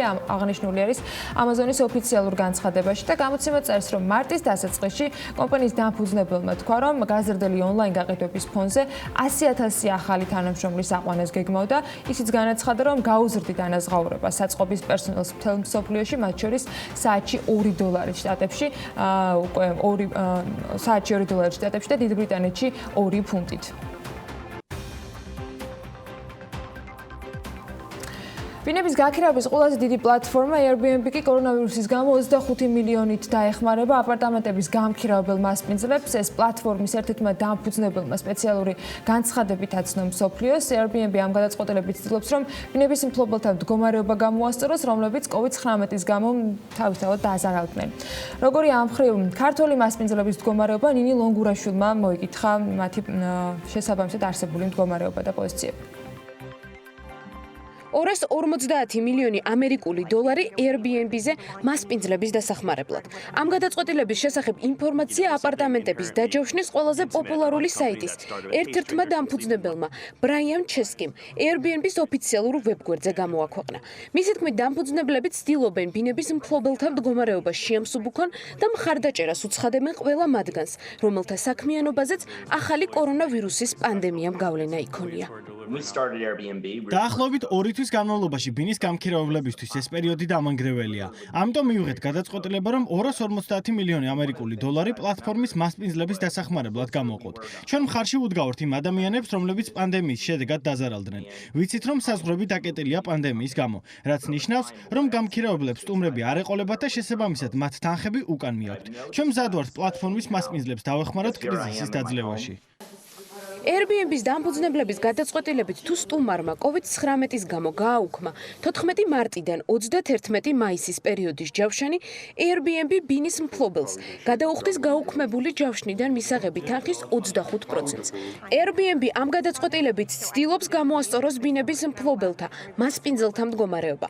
Airbnb-ის ქართველი მასპინძელი ჩვენთან საუბარში ამბობს, რომ საიტზე რეგისტრირებული მასპინძლები გამოუვალ მდგომარეობაში აღმოჩნდნენ კორონავირუსის მიზეზით ჯავშნების მასობრივად გაუქმებისა და სტუმრებისთვის თანხების დაბრუნების გამო. ეს ცხადი აისახება ჩვენს შემოსავლებზე.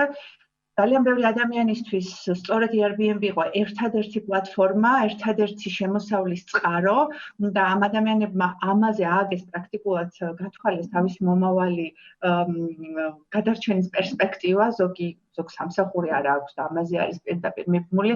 ასე რომ ასეთი ადამიანებისთვის სასწაულად მნიშვნელოვანი ძვრები არის მოსალოდნელი, რაც არ მგონია რომ კარგ შედეგებამდე მივიდნენ. ძალიან ეჭვი პარება რომ საქართველოს მოცემულობაში ეს Airbnb-ის ჰოსტებს რამე არ გოს, იმიტომ რომ ერთი დავიწყოთ იქიდან რომ რაც გასაუქმებელი იყო, ჯავშნები აქამდე გაუქმდა, იმიტომ რომ რეალურად ეს როდესაც დაიწყო რეალურად კრიზისი, სხვათა შორის ძალიან ბევრმა ჰოსტმა თვითონვე ცადა გაეუქმებინა ჯავშნები და მინდა გითხრათ, რომ ეს ახალი პოლიტიკა, ახალი ინიციატივა ჰოსტის მიერ გაუქმებულ ჯავშნების ანაზღაურებას არ ეხება, ეს ეხება მხოლოდ სტუმრების მიერ გაუქმებულ ჯავშნებს. Airbnb-ის დამფუძნებლების გადაწყვეტილებით კომპენსაციის მიზნით 250 მილიონი ამერიკული დოლარის გამოყოფის გარდა Airbnb-მ შექმნა 10 მილიონი ამერიკული დოლარის ოდენობის ფონდი. მასში 9 მილიონი დამფუძნებლებმა გადარიცხეს, ხოლო 1 მილიონი კომპანიის თანამშრომლების შენატანია. ამ ფონდიდან გაიცემა 5,000 ამერიკული დოლარის გრანტები Airbnb-ის სუპერ მასპინძლის სუპერ ჰოსტის სტატუსის მქონე პარტნიორებისთვის. თუმცა სუპერ მასპინძელი რომ გახდე, ამისთვის კრიტერიუმების დაკმაყოფილება საჭირო. მე მგონია რომ ცოტა ვწდებით ხოლმე და მგონია რომ მაინც ბევრი და დიდი შეღავათი არ იქნება ქართველი სუპერჰოსტებისთვის, იმიტომ რომ ეს ეხება ჯერ ერთი პირველ რიგში რომ ერთი ან ორი საკუთარ ფლობაში მქონე აპარტამენტების გამქირავებლებს ეხებათ, ანუ სხვადასხვა კრიტერიუმები არის, ერთ-ერთი უცილებლად უნდა იყოს მე პატრონი კონკრეტული აპარტამენტის, რომელსაც აქირავებ, ეს არ უნდა იყოს ერთ ან ორზე მეტი. აუცილებლად უნდა იყოს პლუს 1 წელი სუპერჰოსტი. მე მაგალითად არ მეხება, ავტომატურად გამოვარდნილი ვარ ამ სქემიდან, იმიტომ რომ ვარ აგვისტოდან სუპერჰოსტი. ასევე უნდა დაადასტუროს, რომ ის იყო ერთადერთი შემოსავალი მისთვის და უნდა დაადასტუროს, რომ ამ შემოსავლის დიდი წილი მოდიოდა სწორედ COVID-19-ის ვითარებიდან გამომდინარე დანაკარგზე. Airbnb მთელ მსოფლიოში ბინების ონლაინ დაჯავშნის პლატფორმაა, რომლითაც საქართველოშიც აქტიურად სარგებლობენ როგორც ტურისტები, ასევე ბინების გამქირავებლები. Airbnb-ის ქართულ მასპინძლებს ისევე როგორც მსოფლიო მასშტაბით ახალი კორონავირუსის გამო ჯავშნები სრულად გაუქმებული აქვთ. კორონავირუსის გავლენით დღეს თუ ლანჩისათვის საკუთარ სამზარეულოს ძალიან მოკლე დროში აკითხავთ, ჩვეულებრივი ცხოვრების ტემპში რა შეიძლება ლანჩზე ავირჩიოთ, დიდი ხანი ფიქრის და განსჯის თემაა ხოლმე. შესაძლოა სახლში ყოფნისასაც გაქვთ გამოწვევა სურვილი, რომ საკუთარი ხელით მომზადებული ლანჩი უბრალოდ მოგბეზრდათ. გამოსავალზე რამდენიმე წუთში დაგაფიქრებთ და მარიამ ადამია 20 წლამდელთა Forbes-ის წლევანდელი ლისტის კიდევ ერთ წარმომადგენელს, თონიკე ჩხაიძეს უკვე დამფუძნებელს წარმოგიდგენს.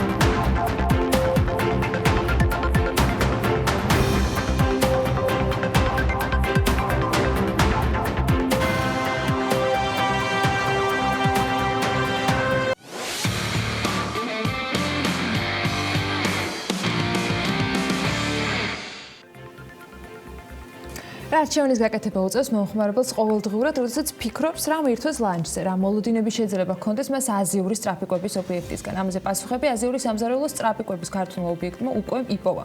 უკვე ის ერთ-ერთი პირველი აზიური სტრაფიკების ობიექტებიდან ჯერ კიდევ 2016 წლიდან რომ გამოჩნდა და ონლაინ შეკვეთისა და მიტანის სერვისი დანერგა.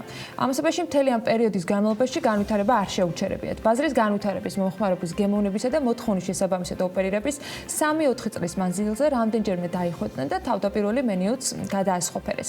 რა თქმა უნდა, იყო პრობლემებიც, თუმცა ფაქტია, რომ მისი დამფუძნებელი დღეს უკვე Forbes Georgia-ს პროექტის 1+1 წევრია და მას ახლა უკვე მარიამ ადამია მასპინძლობს, რაც იმას ნიშნავს, რომ დღეს 4 შაბათია და მორიგი წარმატებული 30 წლამდელი უნდა გაგაცნოთ მარიამ დილამშვიდებისა. ანა, მე მახსოვს 2016 წელს, როდესაც პირველად აზიური სტრაფიკების ქართული სტარტაპი უკვე გამოჩნდა ქართულ ბაზარზე, მიზნად ისახავდა სფეროში ახალი სტანდარტების დამკვიდრებას და იმ სტერეოტიპების დამსხვრევას, რომლებთანაც ასოცირდება ბევრი ქართული კაფე თუ რესტორანი. დღეს თავმაც შეიძლება ითქვას, რომ სტარტაპი გადაიქცა ბიზნესად. დასახული მიზნების გარკვეული ნაწილი დროთა განმავლობაში მიაღწიეს, თუმცა გამოწვევები და გეგმები ჯერ კიდევ ბევრი აქვთ. თანაც სწრაფი ცხოვრების სტეპმა განაპირობა ის, რომ არ გვაქვს დრო საჭმელად გავიდეთ ოფისიდან ან სახლიდან, ამიტომაც მსგავსი ბიზნესის მნიშვნელობა დღითიდღე უფრო მოთხოვნადი და მზარდი ხდება. შეიძლება ბევრს შრომობდე, მოწადინებულიყო ნიჭერიც, თუმცა არის გამართლების მომენტი, ანუ საჭირო დროს, საჭირო ადგილას რომ უნდა მოხვდე, იმისათვის რომ წარმატებას მიაღწიო. არ ვიცი როგორ მოხდა უკვე დამფუძნებლების შემთხვევაში, თუმცა ფაქტია, რომ ეს შეძლეს და დღეს Forbes-ის 30 წლამდელთა ასეულში მისი დამფუძნებელი მეწარმეების კატეგორიაში საპატიო ადგილსაც იკავებს. დანარჩენზე უკვე თავად გააგრძელებს საუბარს პირდაპირ ეთერში უკვე დამფუძნებელი თორნიკე ჩხაიძე გვიერთდება. თორნიკე დილამშვიდობისა პირველ რიგში. მაინტერესებს გესმით თუ არა ჩემი ხმა.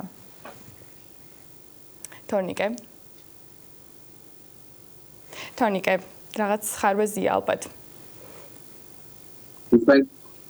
აი, ახლა უკვე მე მგონი გვესმის. პირველ რიგში გკითხავ ჩვენს ტრადიციულ კითხვას, რომელსაც თითქმის ყველა იმ 30 წლამდელ ახალგაზრდას უსვამ, რომლებიც ამ სიის წევრები არიან. მაინტერესებს შენი აზრით, რა იყო ის მთავარი კრიტერიუმი, რის გამოც ჟიურის წევრებმა შენ შეგარჩიეს და გადაწყვიტეს, რომ 30 წლამდელთა ასეულში უნდა ყოფილიყავი. პირველ რიგში მოგესალმებით. ეს გამარჯვება და ამ სიაში მოხვედრა ვიტყოდი რომ ერთგვარი აღიარება არის როგორც ჩემთვის ალბათ ყველა იმ მონაწილესთვის ვინც ამ სიაში მოხვდა და დამატებითი мотиваცია და სტიმული არის რომ დამატებითი ენერგიებით გავაგრძელოთ ჩვენი საქმიანობა. კიდევ ერთს დავამატებდი რომ თვითონ Forbes Under 30 პროექტი ძალიან კარგი პროექტია იმ მხრივ რომ ახალგაზრდებს საშუალებას აძლევს გამოიჩინოს საკუთარი თავი და წარადგინოს საკუთარი თავი აუდიტორიის წინაშე. თვითონ რაც შეეხება კრიტერიუმებს, ალბათ აქ ვიტყოდი რომ უკვე დამსახურებაა ის, რომ ერთ-ერთი პირველი ონლაინ პლატფორმა იყო საქართველოში, რომელიც თავაზობდა აზიური სამზარეულოს კვების მიტანას დისტანციურად. ასევე ვიტყოდი რომ თვითონ უკვე ბრენდმა შეცვალა სუშის მოხმარების სტერეოტიპი. ეს იმას ნიშნავს, რომ ზოგადად სოფლიოში სუში აღიქმება როგორც ძვირადღირებული, ასევე სტრაფიკების ობიექტის პროდუქციად და საქართველოში სტრაფიკების პროდუქციის კატეგორია არ არსებობდა და შეგვიძლია ვთქვათ, რომ ჩვენ შემოვიტანეთ და დღეის მდგომარეობით უკვე ასე ვთქვათ, აქ 5 ობიექტი და ერთ-ერთი სხვილი საცალო ასე ვთქვათ, ქსელი არის საქართველოში. თორნიკე, რას ისახავს მიზნად უკვე და როგორ ფიქრობ, რა ბენეფიტების მიღება შეუძლია ქართულ ეკონომიკას თქვენი საქმიანობით და უკვე მომსახურებით? დღეის მდგომარეობით ახლა ისეთ ვითარებაში ვართ. კორონავირუსიდან გამომდინარე, რომ რთულია მიზნებზე ვისაუბროთ, რადგან როგორც ჩვენ, ასევე ყველა სექტორს და კომპანიას შეეხო ეს მდგომარეობა და ყველას მოუწია, ასე ვთქვათ, ამ ვითარებაზე მორგება.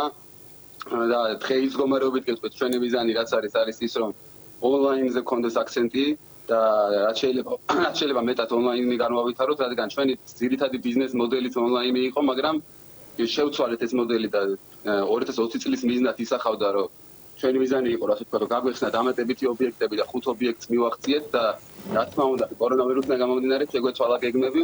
რაც შეეხება თვითონ ბენეფიტებს, შეგვიძლია, მიზნებიდან გამომდინარე, ჩვენი გრძელვადიან მიზნებზე რომ ვისაუბროთ, ერთ-ერთი ჩვენი მიზანი არის, ასე ვთქვათ, რომ ქვეყნის გარეთ გავიდეთ და ჩვენ უკვე გავხადოთ საერთაშორისო კომპანია, ასევე რა თქმა უნდა, საქართველოს რეგიონები მოვიცვათ.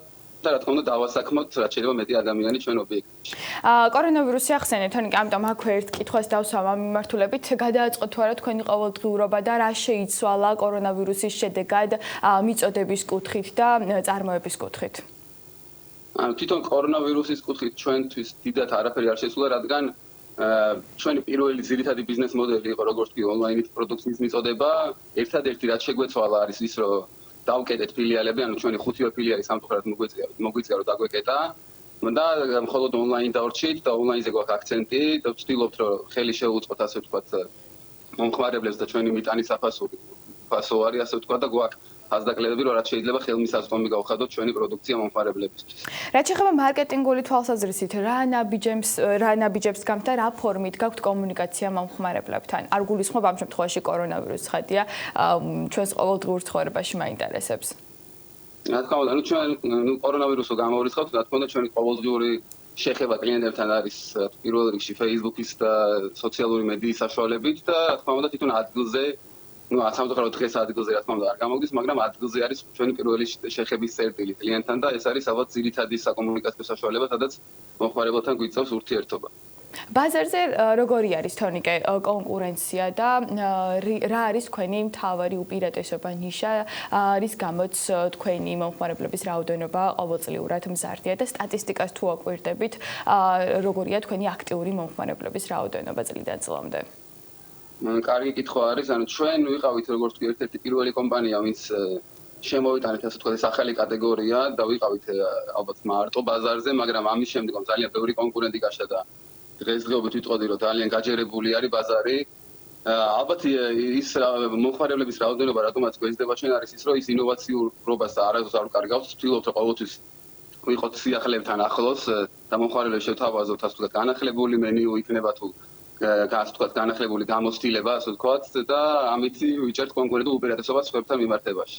რაც შეეხება სამომავლო გეგმებს, თქვენ უკვე ახსენეთ, რომ გლობალურ ბაზარზე გინდათ გასვლა, თუმცა რას აკეთებთ იმისთვის, რომ სამომავლოდ მსოფლიოს გააცნოთ, რომ არსებობს ქართული ბიზნესი ასეთი სახელად უკვე? გეგმებზე კიდევ ერთხელ აი კორონავირუსზე ვიტყოდი რომ რა თქმა უნდა გეგმები ალბათ ყველა შეგვიცვალა და იმედი გვაქვს რომ ეს კორონავირუსი მალე გადაივლის. რა თქმა უნდა მალე გადაივლის. კორონავირუსის შემდეგ რა გეგმები გაქვთ?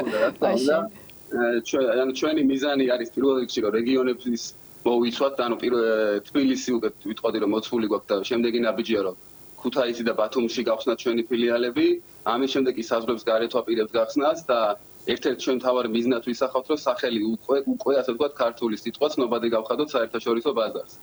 და ბოლოს კითხავთ აუცილებლად სიაზე ისევ და ისევ Forbes-ის 30 წლამდელთა ასლზე რას გაძლევთ თქვენ ეს სტატუსი რომ მოხვდით Forbes-ის სიაში 30 წლამდელთა ასლში ყველაზე წარმატებულ ახალგაზრდებში? როგორც უკვე თქვი ეს ასე ვთქვათ ერთგვარი აღიარება არის ჩემთვის და ალბათ ყველასთვის ვინც ამ სიაში მოხვდა და დამატებითი мотиваცია რომ არ გავჩერდეთ იმაზე, რასაც მივაღწიეთ და უფრო მეტი სიახლე შევთავაზოთ, ასე ვთქვათ, ბაზარს და მომხმარებელს. ძალიან დიდი მადლობა თორნიკე საინტერესო საუბრისთვის. თორნიკე ჩხაიძე უკვე დამფუძნებელი იყო ჩვენთან და ეს კიდევ ერთი მორიგი წარმატებული ახალგაზრდა იყო 30 წლამდელი, რომელიც Forbes Georgia's პროექტში 30 under 30-ში მოხვდა.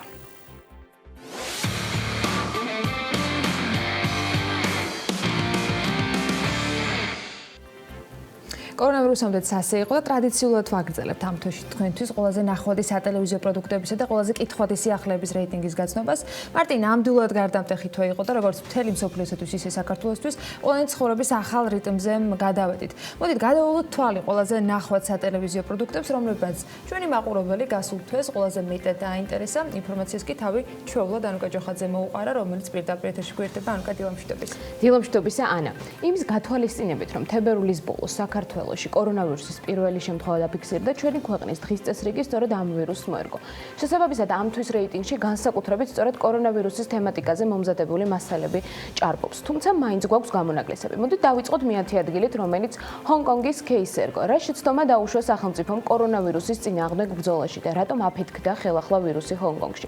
მარიამ ადამიანის სიუჟეტს 57036 ნახვა, 162 გაზიარება და 228 მოწონება აქვს. რეიტინგში ასევე მოხდა ჩვენი ტრადიციული რუბრიკა მხოლოდ ქართული, რომლის გმირიც ამჯერად ქართული ბრენდის შავდიას დამფუძნებელია.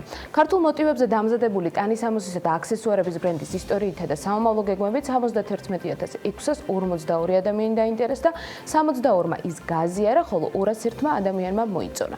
მერვე ადგილი კორონავირუსის თემატიკას ერგო, მიუხედავად იმისა, რომ გერმანიაში ინფიცირებულთა რიცხვი სხვა ევროპული ქვეყნების მსგავსად იზრდება, სხვებისგან განსხვავებით გერმანიის სიკვდილიანობის დაბალი მაჩვენებლით გამოირჩევა.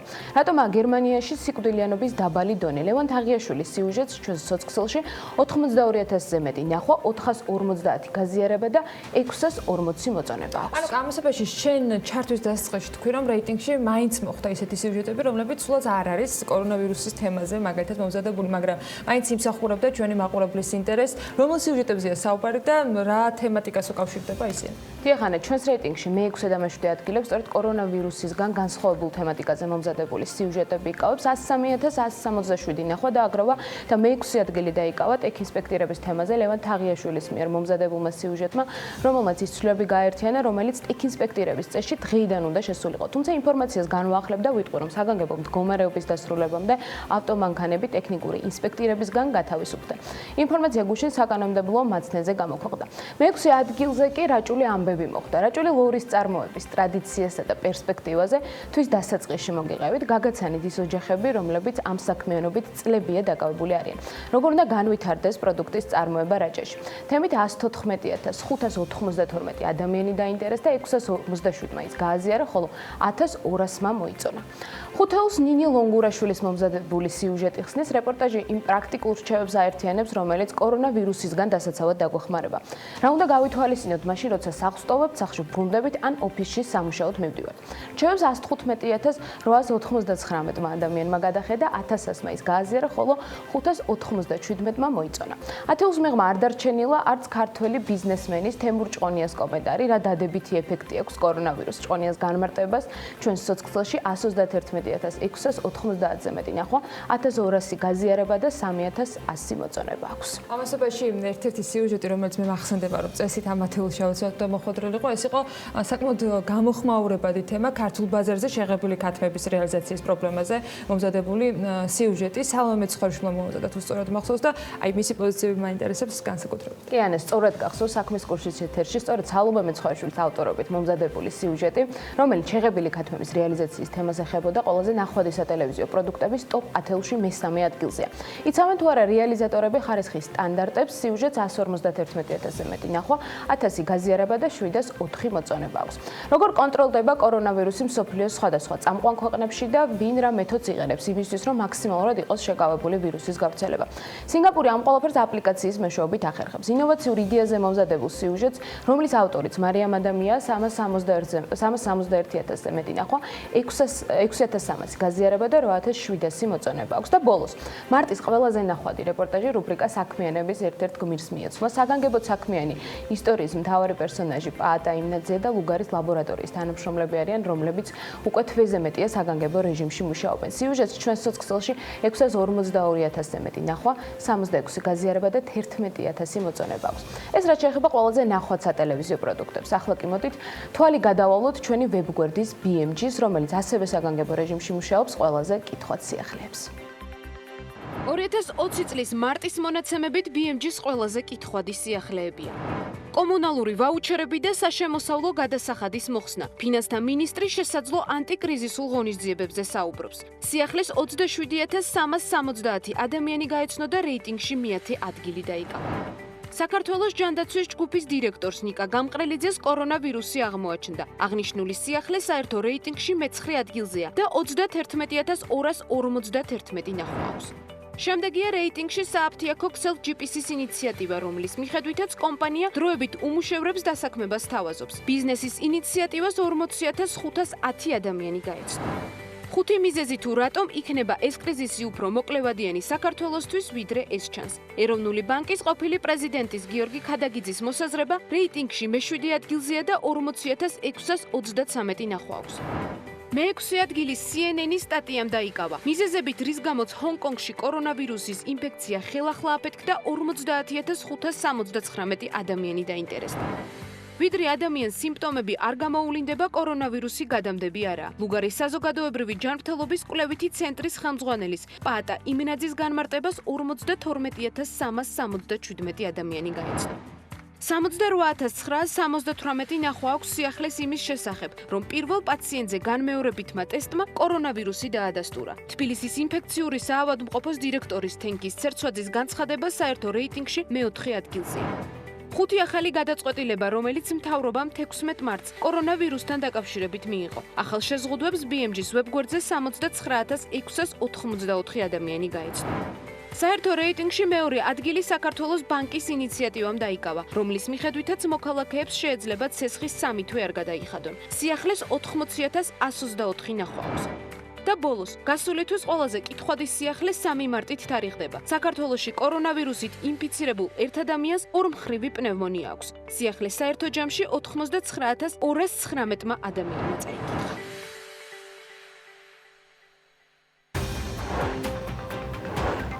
ახალ და საინტერესო ამბებს ვეცდებით, რომ არ მოგაგლოთ და დამწყებ ბიზნესებზე სტარტაპერის რუბრიკაში მოგიყვებით. ლევან თაღიაშვილი დღეს Happy Greens და მის დამფუძნებელს ანა გაგუას გაკვეცნობს.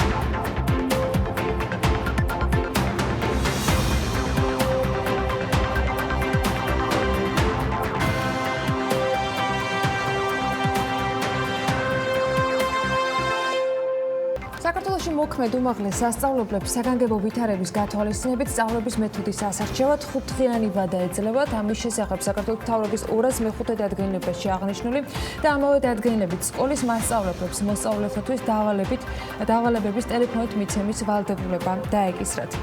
დედაქალაქის მერის განცხადებით, მიუხედავად იმისა, რომ მუნიციპალური ტრანსპორტის მოძრაობა შეწყვეტილია, მძღოლები კუთვნილ სახელფასო ანაზღაურებას მაინც მიიღებენ. ვადაგონი საქართველოსთვის ამ სლოგანით ღვინის კომპანიამ ყურძნისეული წარმოშობის პირზე დაფუძნებული 80%-იანი სადეზინფექციო ხსნარის დამზადება დაიწყო. $1 ოფიციალური ღირებულება 3 ლარი და 28 თეთრი გახდა, რაც შეეხება ევროს, მისი ფასი 3 ლარი და 59 თეთრია. დღეს ბოლოს ეროვნულმა ბანკმა კიდევ ერთი განცხადება გაავრცელა, მას შემდეგ რაც გავიგეთ, რომ მთავრობასთან შეთანხმებული გადაწყვეტილების შემდეგ საავტო ჯიხურები იხურებოდა და ამ განცხადებაში აღნიშნულია, რომ 30 მარტს მოქალაქეების პირადობის დამადასტურებელი მონაცემების ერთ-ერთ ჰაკერულ ფორუმზე საჯაროდ გამოქვეყნების შესახებ განმარტებაში, რომ ინტერნეტით გავრცელებული ეს ინფორმაცია არ შეიცავს მოქალაქეების პირად ფინანსურ მონაცემებს, როგორიც არის მაგალითად პიროვნების ანგარიშის ნომერი, ფინანსური ოპერაციების შესახებ ინფორმაცია, დისტანციური ფინანსური მომსახურების თვის განსახორციელებლად საჭირო მონაცემები და მაგალითად ინტერნეტ და მობაილ ბანკის პაროლი და მომხმარებლის სახელი და გვარი. შესაბამისად, ამ მხრივ ეროვნული ბანკი აღნიშნავს, რომ უსაფრთხოების ნაწილში პრობლემები არ უნდა შეიქმნას. უძრავ ქონებაზე მოთხოვნა პრაქტიკულად აღარ ფიქსირდება, ეს BMG-სთან სამშენებლო სექტორში ჩართული კომპანიების მხრიდან იყო ნათქვამი, მათივე ინფორმაციით მიუხედავად მოთხოვნის შემცირებისა, ფასები ჯერ დაკორექტირებული არ არის. როგორ შეიცვლება უძრავი ქონების ღირებულება, ეს იმაზე იქნება დამოკიდებული, რამდენ ხანს გაგრძელდება პანდემია საქართველოსა და მსოფლიოში. დღეს კი პროგნოზების გაკეთება სამშენებლო ბიზნესს უჭერს. ფასების დაკორექტირება ხდება ხოლმე მაშინ, როცა მყიდველი მოდის და თქვათ პირობითად რაღაცა თანხას არ იხდის და რაღაცაზე თანახმა. აქ შემთხვევაში თვითონ ეს პროცესი არის გაჩერებული. ვინც მყიდველი იყო, ეხლა უბრალოდ ამისთვის არ ცალია და არასწორი დროა ხო, როცა თქვათ მე ეხლა და თქვათ გონია რომ და დარწმუნებული ვარ რომ ეგრე არის, ეხლა არის პრაქტიკულად საომარი მდგომარეობა. თქვათ უხილავი მტერი, გვეუბნება ბიოლოგიური ომია, თვითონ საერთოდ ეგეც მიყვირს რომ ხალხი ქუჩაში რომ თქვათ რაღაცა რომ არ გვიშვებენ და რა. ომია, დაბომბვის დროს ხვეწნა უნდა ხალხს რომ დარჩეს ახში. მარტის შუა რიცხვებიდან, უფრო 20 მარტიდან დღემდე არის ვარდა საკმაოდ ისეთი, რა ქვია, მოთხოვნის თვალსაზრისით სადღაც 60-70%, თუმცა მე ამას დავარქმევდი უფრო რომ ეს არის შექმნილი სიტუაციიდან უფრო პანიკური და ხელოვნური შექმნილი მდგომარეობა არის, აი როგორც ჩვენ დავაკვირდით მაგალითად რაც ჭირდა ლარის კურსს. ფასების ვარქმევას ჩვენ ვერ ვხედავთ, თუმცა პროგნოზი გრძელვადიანი შესაძლებელია ასეთი იყოს, იმიტომ რომ ზოგადად კრიზისების დროს როგორც წესი ფასებზე გავლენას ახდენს ბაზრის მოთხოვნის შემცირება. ეს არის რაღაც შოკური მდგომარეობა, ძალიან რთულია გავთვალოთ რა მოხდება მომავალში, იმიტომ რომ არ ვიცით რამდენ ხანს გაგრძელდება ეს პერიოდი. ბიზნესის ნაწილი ამბობს, რომ მოქალაქეებს დღეს ახალი შესყიდვებისთვის უბრალოდ არ სცალიათ და მათი ყურადღება COVID-19-ისგან თავდაცვაზეა გადართული. სწორედ ამიტომ სამშენებლო კომპანიები ფიქრობენ, რომ ისინი უფრო მომავალზე ორიენტირებულები უნდა იყვნენ და იფიქრონ, როგორ გააგრძელონ საქმიანობა კორონავირუსის პანდემიის გადავლის შემდეგ. ადგილობრივი ხელისუფლებები ამ მიმართულებით უნდა მუშაობდნენ და აი თქვათ რაღაცა პროექტები, რომელიც მაგალითად არის პატარ-პატარა ხარვეზებით შეჩერებული იმის დამტკიცება და ნებართვების გაცემა. ჩემი აზრით, აი ამ პროექტებს თქვათ უნდა აენწოს, ასე თქვათ, მწვანე შუქი, რომ გამზადებული იყოს საინვესტიციო პროგრამებისთვის. ყველა მიმართულებით ბიზნესს მოუწევს გარკვეული კორექტირების შეტანა საკუთარი ბიზნეს გეგმის განხორციელებაში. ეხლა ეს რა ფორმით იქნება და სად შეეხება და რა შეეხება ეს სეკვესტრი, ამაზე ეხლა წინასწარ მეთქმა არ შემიძლია და ვერ გეტყვით, ეს ფასებში აისახება თუ ხარჯების ოპტიმიზაციით მოხდება ამ ყველაფრის კომპენსირება. გარკვეული კრიზისები ყოველთვის აჩენენ რაღაც გამოწვევებს და გარკვეული გამოწვევები ყოველთვის აჩენენ შესაძლებლობებს. აი ერთ-ერთი შესაძლებლობა უძრავი ქონების ბაზარზე არის ასეთი კრიზისის დროს სწორედ საინვესტიციო ქონების წინზე. ინვესტორებმა იციან, ვინც გამოცდილი არიან უძრავი ქონების ინვესტიციაში და იციან, რომ ეხლა ეს პერიოდია, როდესაც საინტერესო საინვესტიციო პოტენციალი ჩნდება. სოფლიოში მარტში ნავთობის ფასი 55.9%-ით შემცირდა. ეს ნავთობპროდუქტების იმპორტიორთა კავშირის განცხადებაში აღნიშნული და იქვე მოყვანილი არის ის ფაქტორები, რის გამოც ნავთობის ფასების ასეთი ვარდა მოხდა, მათგან პირველი COVID-19 პანდემია, რამაც ავია და სახმელეთო მიმოსვლის შემცირება გამოიწვია, შესაბამისად ნავთობზე მოთხოვნაც შემცირდა. მათივე ინფორმაციით პანდემიის გამო იზოლაციაში იმყოფება დაახლოებით 63 მილიარდი ადამიანი, რაც ამცირებს სატრანსპორტო მიმოსვლას და აქედან გამომდინარე ნავთობის მოხმარებად შემცირებულია. კიდევ ერთი მნიშვნელოვანი ფაქტორი 6 მარტს OPEC+-ის მოლაპარაკებების ჩაშლა ნავთობის მოპოვების შემცირებასთან დაკავშირებით, რამაც ნავთობის ფასზე კლება ფაქტობრივად რამდენიმე დღეში უკვე შეუქცევა ტენდენცია აქცია. ბიზნესისა და ტექნოლოგიების ბაზარზე დისტანციური სწავლების ახალი ავტომატური პლატფორმა CSA.G ამოქმედა, რომელიც მაღალ ტექნოლოგიურ გადაწყვეტილებებზეა შექმნილი. აქ Java-ს თუ სხვა თემების შესწავლა შეძლება ნებისმიერი მსურველები, მათ შორის შეფასებების მიღებას და შესაბამისად ცოდნის გამოცდასაც. CSA არის მოკლედ ზოგადად დისტანციური სწავლის პლატფორმა, რომლის საშუალებით შეგვიძლია ისწავლო კომპიუტერული მეცნიერება და ინჟინერია. ანუ CSA არის open source პროექტი, მისი გამოყენება და დამება შეუძლია ნებისმიერ სასწავლებელს უფასოდ და შესაბამისად კარგი საშუალებაა რომ ისწავლო და ასწავლო ამ პლატფორმის გამოყენება. მე პირადად ვასწავლე Java-ს, ვარ Java დეველოპერი, შესაბამისად პირველი კურსი რაც გავაკეთე და წარმატებით დასრულდა ეს იყო ჯავა დამწყები. ერთი თვის მანძილზე 20 დამწყე იღებდა კურსში მონაწილეობას. სხვა პროგრამულენებს ვფიქრობთ, როგორც არის JavaScript-ი, C++-ი, ალგორითმები. ქვეყანაში ალკოჰოლური სასმელების სარეალიზაციო ობიექტების საქმიანობა იკრძალება, თუმცა ეს არ არის ერთადერთი აკრძალვა, რომელსაც მთავრობის დადგენილება ითვალისწინებს. ვის ეხება აკრძალვები და ვის არა, ელენე გოგბერაშვილმა მოუყარა თავი ერთად ყველა ინფორმაციას და მისგან შევიტყობთ, როგორ იმუშავებს ბიზნეს სექტორი კარანტინის პირობებში. პრემიერის ხელმოწერით გამოცემული დოკუმენტის მიხედვით საგანგებო მდგომარეობის ვადით არ ჩერდება და ჩვეულ რეჟიმში აკრძელებენ საქმიანობას სამედიცინო დაწესებულებები, კომერციული ბანკები და მიკროსაფინანსო ორგანიზაციები. ასევე შეზღუდვა არ ეხება ავტოტექნომსახურების გამწევ სუბიექტებს, საკვები პროდუქტების ადგილზე მიტანის ეგრეთ წოდებული დელივერი სერვის, ასევე წისქვილების, პურფუნდუშეულის საცხობებისა და რძის მიღება გადამუშავების საწარმოების საქმიანობას. საგანგებო მდგომარეობის ვადით ეკონომიკური საქმიანობის შეჩერება არ ეხება ასევე კიდევ რამდენიმე მიმართულებას, მათ შორის არ იკრძალება სამედიცინო დანიშნულების საქონლის, ფარმაცევტული პროდუქტის წარმოება, დისტრიბუცია და რეალიზაცია. ჩამონათვალში სხვა საქმიანობებიც მოხვდა, რომლებიც ჩვეულ რეჟიმში გააგრძელებენ მუშაობას. რაც შეეხება სხვა შეზღუდვებს, საგანგებო მდგომარეობის ვადით აიკრძალა ალკოჰოლიანი სასმელის, აგრეთვე სპირტიანი სასმელისა და ლუდის სარეალიზაციო ობიექტების ფუნქციონირება. რესტორნებისა და სხვა კვების ობიექტების საქმიანობა დასაშვებია მხოლოდ ადგილზე მიტანის ეგრეთ წოდებული დრაივის მომსახურებით.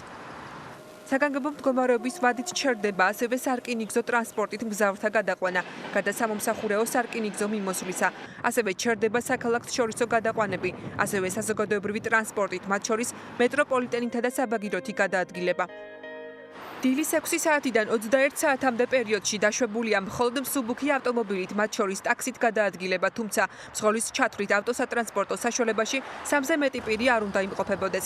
სატრანსპორტო საშუალებით 3-ზე მეტი პირის გადაადგილების შეზღუდვა არ ეხება ეკონომიკური საქმიანობის მიზნით, მგზავრთა სპეციალურ რეგულარულ გადაყვანებს. საგანგებო მდგომარეობის ვადით იკრძალება 21 საათიდან დილის 6 საათამდე პირთა გადაადგილება, როგორც ქვეითად, ისე სატრანსპორტო საშუალებით, თუმცა კომენდანტის საათი არ ვრცელდება საერთაშორისო სატვირთო გადაზიდვებზე და ისინი გადაადგილებას შეზღუდვის გარეშე შეძლებენ. გადაადგილებასთან დაკავშირებული შეზღუდვა არ ვრცელდება ეკონომიკური საქმიანობის განმახორციელებელ სუბიექტებზე, რომელთა გადაადგილებაც კრიტიკულად აუცილებელია საგანგებო მდგომარეობის დროს. იკრძალება საჯარო სივრცეში ფიზიკურ პირთა თავშეყრა 3 პირზე მეტი რაოდენობით, მათ შორის იკრძალება ისეთი სოციალური ღონისძიებები, რომელიც დაკავშირებულია 3-ზე მეტი ფიზიკური პირის შეკრებასთან, მაგალითად როგორიცაა ქელეხები, ქორწილი და სხვა მსგავსი ღონისძიებები. თუმცა არსებობს გამონაკლისებიც, რომელთაც 3 პირზე მეტი რაოდენობით თავშეყრის შეზღუდვა არ ეხება. 3 პირზე მეტი რაოდენობით თავშეყრის შეზღუდვა არ ეხება. სამედიცინო დაწესებულებებში, საჯარო დაწესებულებებში, თავდაცვის ძალებში, სპეციალურ პენიტენციურ დაწესებულებებში, სამართალდამცავ ორგანოებში პირთა თავშეყრას მათს დაკისრებული ფუნქციების შესრულების მიზნით, ოპერაციულ შტაბთან შეთანხმებულ სამშენებლო ინფრასტრუქტურული სამუშაოების შესრულებას. 3-ზე მეტი ფიზიკური პირის თავშეყრა დასაშვებია მეშვიდე მუხლით დაშვებული ეკონომიკური საქმიანობების განხორციელებისას, მათ შორის სურსათისა და სამედიცინო ფარმაცევტული საქონლის პროდუქტის რეალიზაციისას, ობიექტის სპეციფიკის გათვალისწინებით არანაკლებ 2 მეტრის სოციალური დისტანციის დაცვით. მთავრობის დადგენილება ადგენს ასევე გადაადგილების ასაკობრივ შეზღუდვას.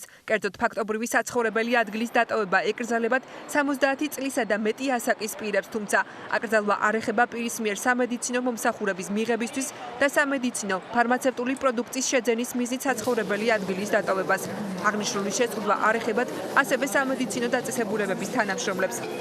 საგანგებო მდგომარეობის განმავლობაში ფიზიკური პირი ვალდებულია გადაადგილებისას თან იქონიოს პირადობის დამადასტურებელი დოკუმენტი.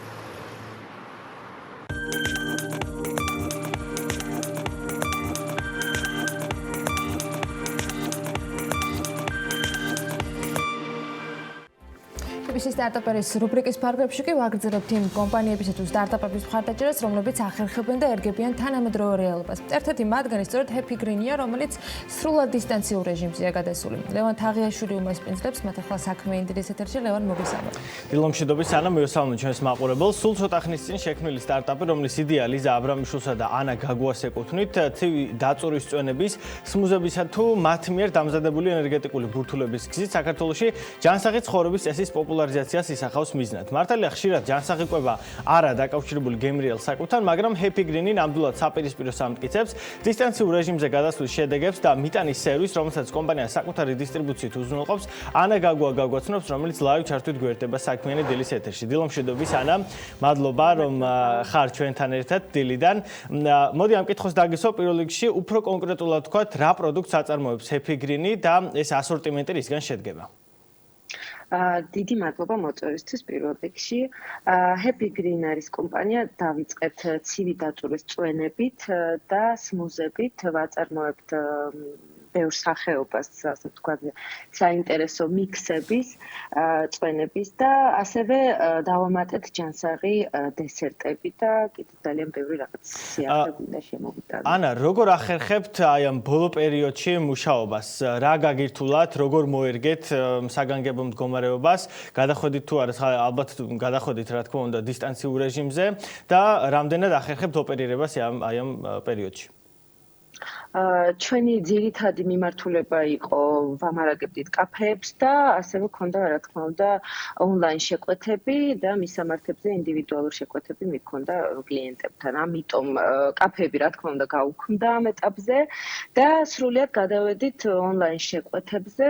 არის მოთხოვნა, დიდი მოთხოვნა არის და ამიტომ ჩვენ არ შევჩერდით და ვიფიქრეთ რომ სრულად ონლაინ გადავალთ, სანამ სიტუაცია რეგულირდება, ამიტომ ვაწვდით დილიდან მომხმარებელს დეტოქს ნაკრებებს, ყავს ჩვენი კურიერები და ჯერჯერობით შეგვიძლია და ვაგრძელებთ და არ ვნებდები. საინტერესოა, რაზე არის მოთხოვნა ამ პერიოდში? ძალიან ბევრი ადამიანი დისტანციურად გადავიდა, სახლში მუშაობს და სახლში აქვს ასე ვთქვათ პატარა ოფისი მოწყობილი. მიუხედავად ამისა, ხო არის ხოლმე ხშირად, როდესაც აი ლანჩ მენიუები, სხვადასხვა იგივე წვენები არის ძალიან პოპულარული. თქვენ შემთხვევაში რაზე არის მოთხოვნა აი ამ მდგომარეობაში?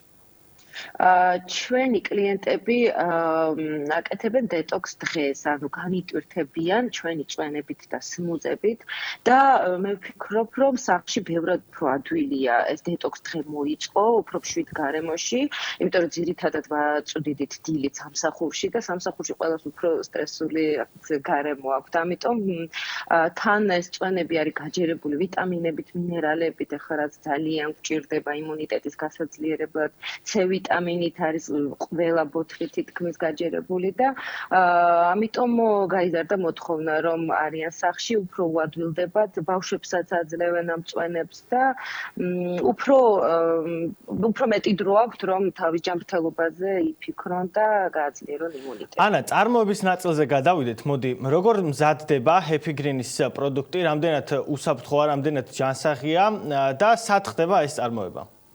ეს წარმოება ხდება ვაკეში, ჩვენ მანამდეც ვიცავდით ძალიან ამ ჰიგიენურ ნორმებს, ამიტომ დიდად რო გითხრათ შეიცვალა, უფრო გამკაცრდა იმ ხრივ რომ გვაქვს მაგალითად ხელის სპირტი და უფრო ხშირად დავიწყეთ მაგის გამოყენება, ხელთათმანები ისედაც თავისთავად ყველას ყოველთვის ეკეთა, ვინც წარმოებაში მუშაობს, ქუდებით აუცილებლად და ასევე ჩვენი კურიერიც არის დაცული, მიაქვს დეტოქს პროგრამები ნიღაბით, ხელთათმანებით და ვუტოვებთ კარებთან, რომ არ იყოს შეხება კლიენტთან და ვთხოვთ კლიენტს, რომ ანგარიშწორებაც იყოს უნაღდო, რომ ავიცილოთ მაგალითად კონტაქტი ფულთან. ანა, ჯერჯერობით არ ვიცით, როდის დასრულდება საგანგებო მდგომარეობა და როდის გადავალთ ყველანი ჩვეულ რეჟიმზე. პირველი კითხვა მექნება ამასთან დაკავშირებით, შეგიძლიათ თუ არა კიდევ რამდენიმე თუნდაც 2 თვის განმავლობაში მსგავს რეჟიმში მუშაობა გააგრძელოთ და როდესაც უკვე მორჩება და ჩვეულ რეჟიმში გაგრძელდება ცხოვრება, შემდეგ რა გეგმები აქვს Happy Green-ს?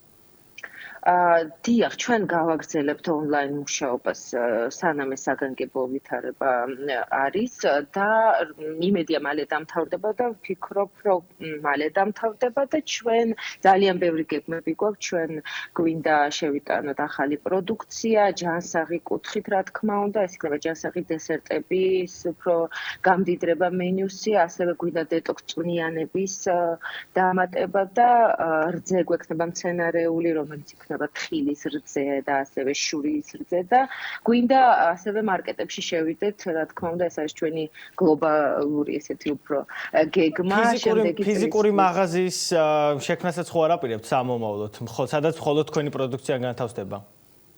ამ ეტაპზე არა, უფრო ვფიქრობთ, რომ გავაკეთოთ ჯუსბარები და ესეც არის სამომავლო გეგმა, რომ ქალაქში იყოს ბევრი ესეთი ჯუსბარი, სადაც ადამიანი შევა უცბად იყიდის წვენს, ჯანსაღდეს, ჯანსაღს საკვებს და ბედნიერი გამოვა ჩვენი მაღაზიიდან.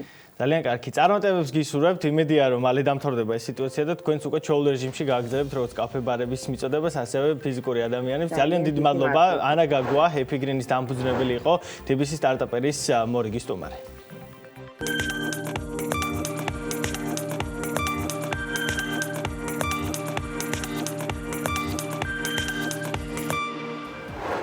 ლევანს არ ვემშვიდობებით, ის რამდენიმე წუთში შემოგვერდება. კორონა შეამცირებს როგორც მოთხოვნას, ისე მიწოდებას. აი ესეთმა საქართველოს სტუმარ-მასპინძლობის სექტორის ზიანის მასშტაბების დაცვა გადაწყვიტა და მომზადებული ანალიტიკით, რომელიც საქართველოს რეგიონებზე ნეგატიურ გავლენას ითვლის, გიორგი პაპავა, ICT-ის კვლევით ინსტიტუტის წამყვანი ეკონომისტი იქნება ჩვენი სტუმარი. იქამდე მიმოხილვას ლევანის შემოგთავაზებს, დაგვალოდეთ რამდენიმე წუთში გიბრუნდებით.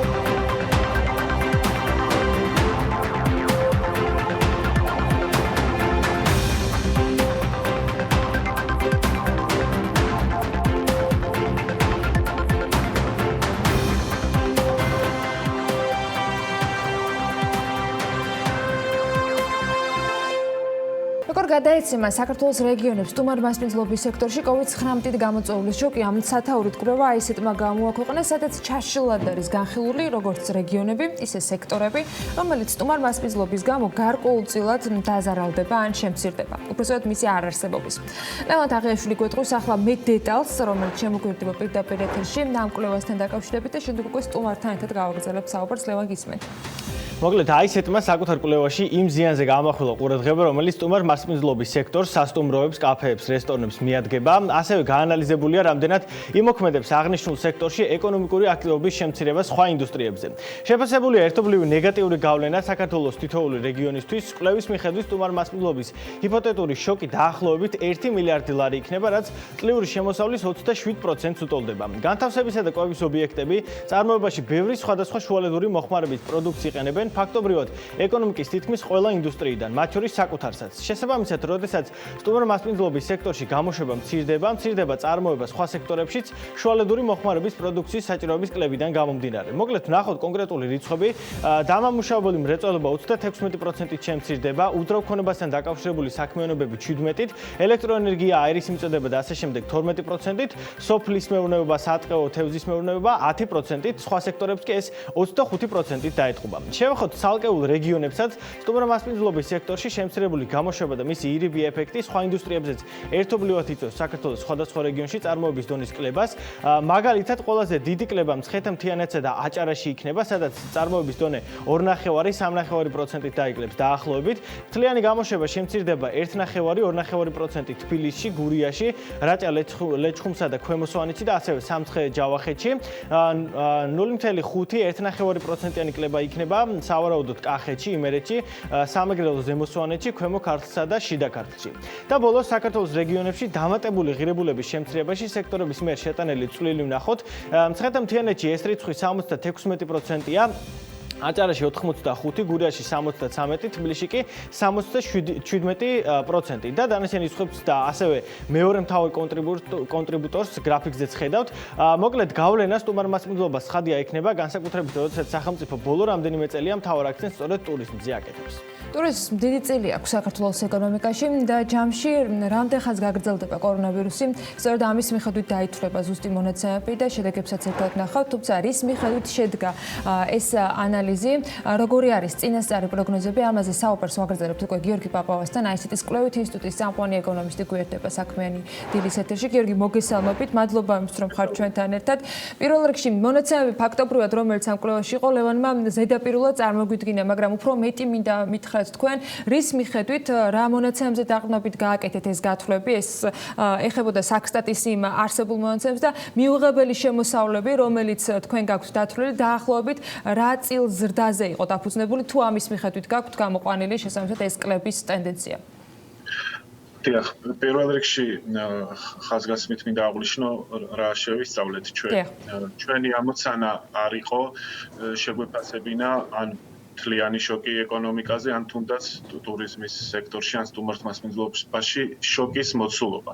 ჩვენი ამოცანა იყო მოცემული შოკი, რომელიც ცალკე პროგნოზირების საკითხია, როგორ გადაეცემა სხვადასხვა სექტორებს და შემდეგ ეს როგორ აისახება უკვე სხვადასხვა რეგიონებში ეკონომიკურ აქტივობაზე. ანუ მაგალითისთვის რომ გითხრათ 1 მილიარდი, რომელიც ჩვენ ავიღეთ ჰიპოთეტიური შოკი ჰორეკა სექტორზე, კომერცმატყლობის სექტორზე, ეს ჩვენ ცალკე არ შეგვიფასებია. ეს არის ჰიპოთეტური შოკი და ჩვენ უყურებთ 1 მილიარდი რა დარტყმას აყენებს შემდეგ უკვე სხვადასხვა რეგიონებს. თუმცა თუ ეს შოკი აღმოჩნდა განსხვავებული, პროპორციულად შეიცვლება გავლენა რეგიონებზე. ამიტომ ჩვენი ამოცანა ამ შემთხვევაში არ იყო შეფასება მასშტაბის თლიანის, არამედ მნიშვნელოვანი იყო დაგვენახა რეგიონების ჭრილში როგორ ვერ უნდა ველოდოთ ეკონომიკური აქტივობის შემცირებას. და კიდევ ერთ რამეს მინდა ხაზი გაუსვა, რომ ჩვენ არ შეგვიფასებია ჯამური შოკი, ჩვენ ავიღეთ ყველაზე ჩვენი გადმოსახედით ცნობიარი სექტორი, მიმდინარე მოვლენებთან მიმართებაში ეს იყო სტუმართ მასპინძლობა და შევაფასეთ რა რესურსებს იყენებს სტუმართ მასპინძლობა თავის მხრივ სხვა ინდუსტრიებიდან, რა დამატებით ღირებულებას ხმის უკვე თავისით. შემდეგ აი ეს ინდუსტრიები როგორ არის გადანაწილებული რეგიონებზე, ამისთვის რა თქმა უნდა საქსტატის მონაცემები გამოვიყენეთ, როგორც რეგიონალურ ჭრილში ბიზნეს აქტივობის განაწილება, ასევე ეგრეთ წოდებული გამოყენების ცხრილები, რომელიც გვეუბნება რომელი სექტორი სხვა სექტორებიდან რა პროპორციებით იყენებს რესურსებს და ამის შედეგად ჩვენ მივედით თავარ დასკვნამდე, რაც არის ამ პატარა კვლევის, რომ ყველაზე უფრო მგრძნობიარე არის მცხეთა-მთიანეთის და აჭარის რეგიონები, ტურიზმის და შესაბამისად სტუმართ მასპინძლობაში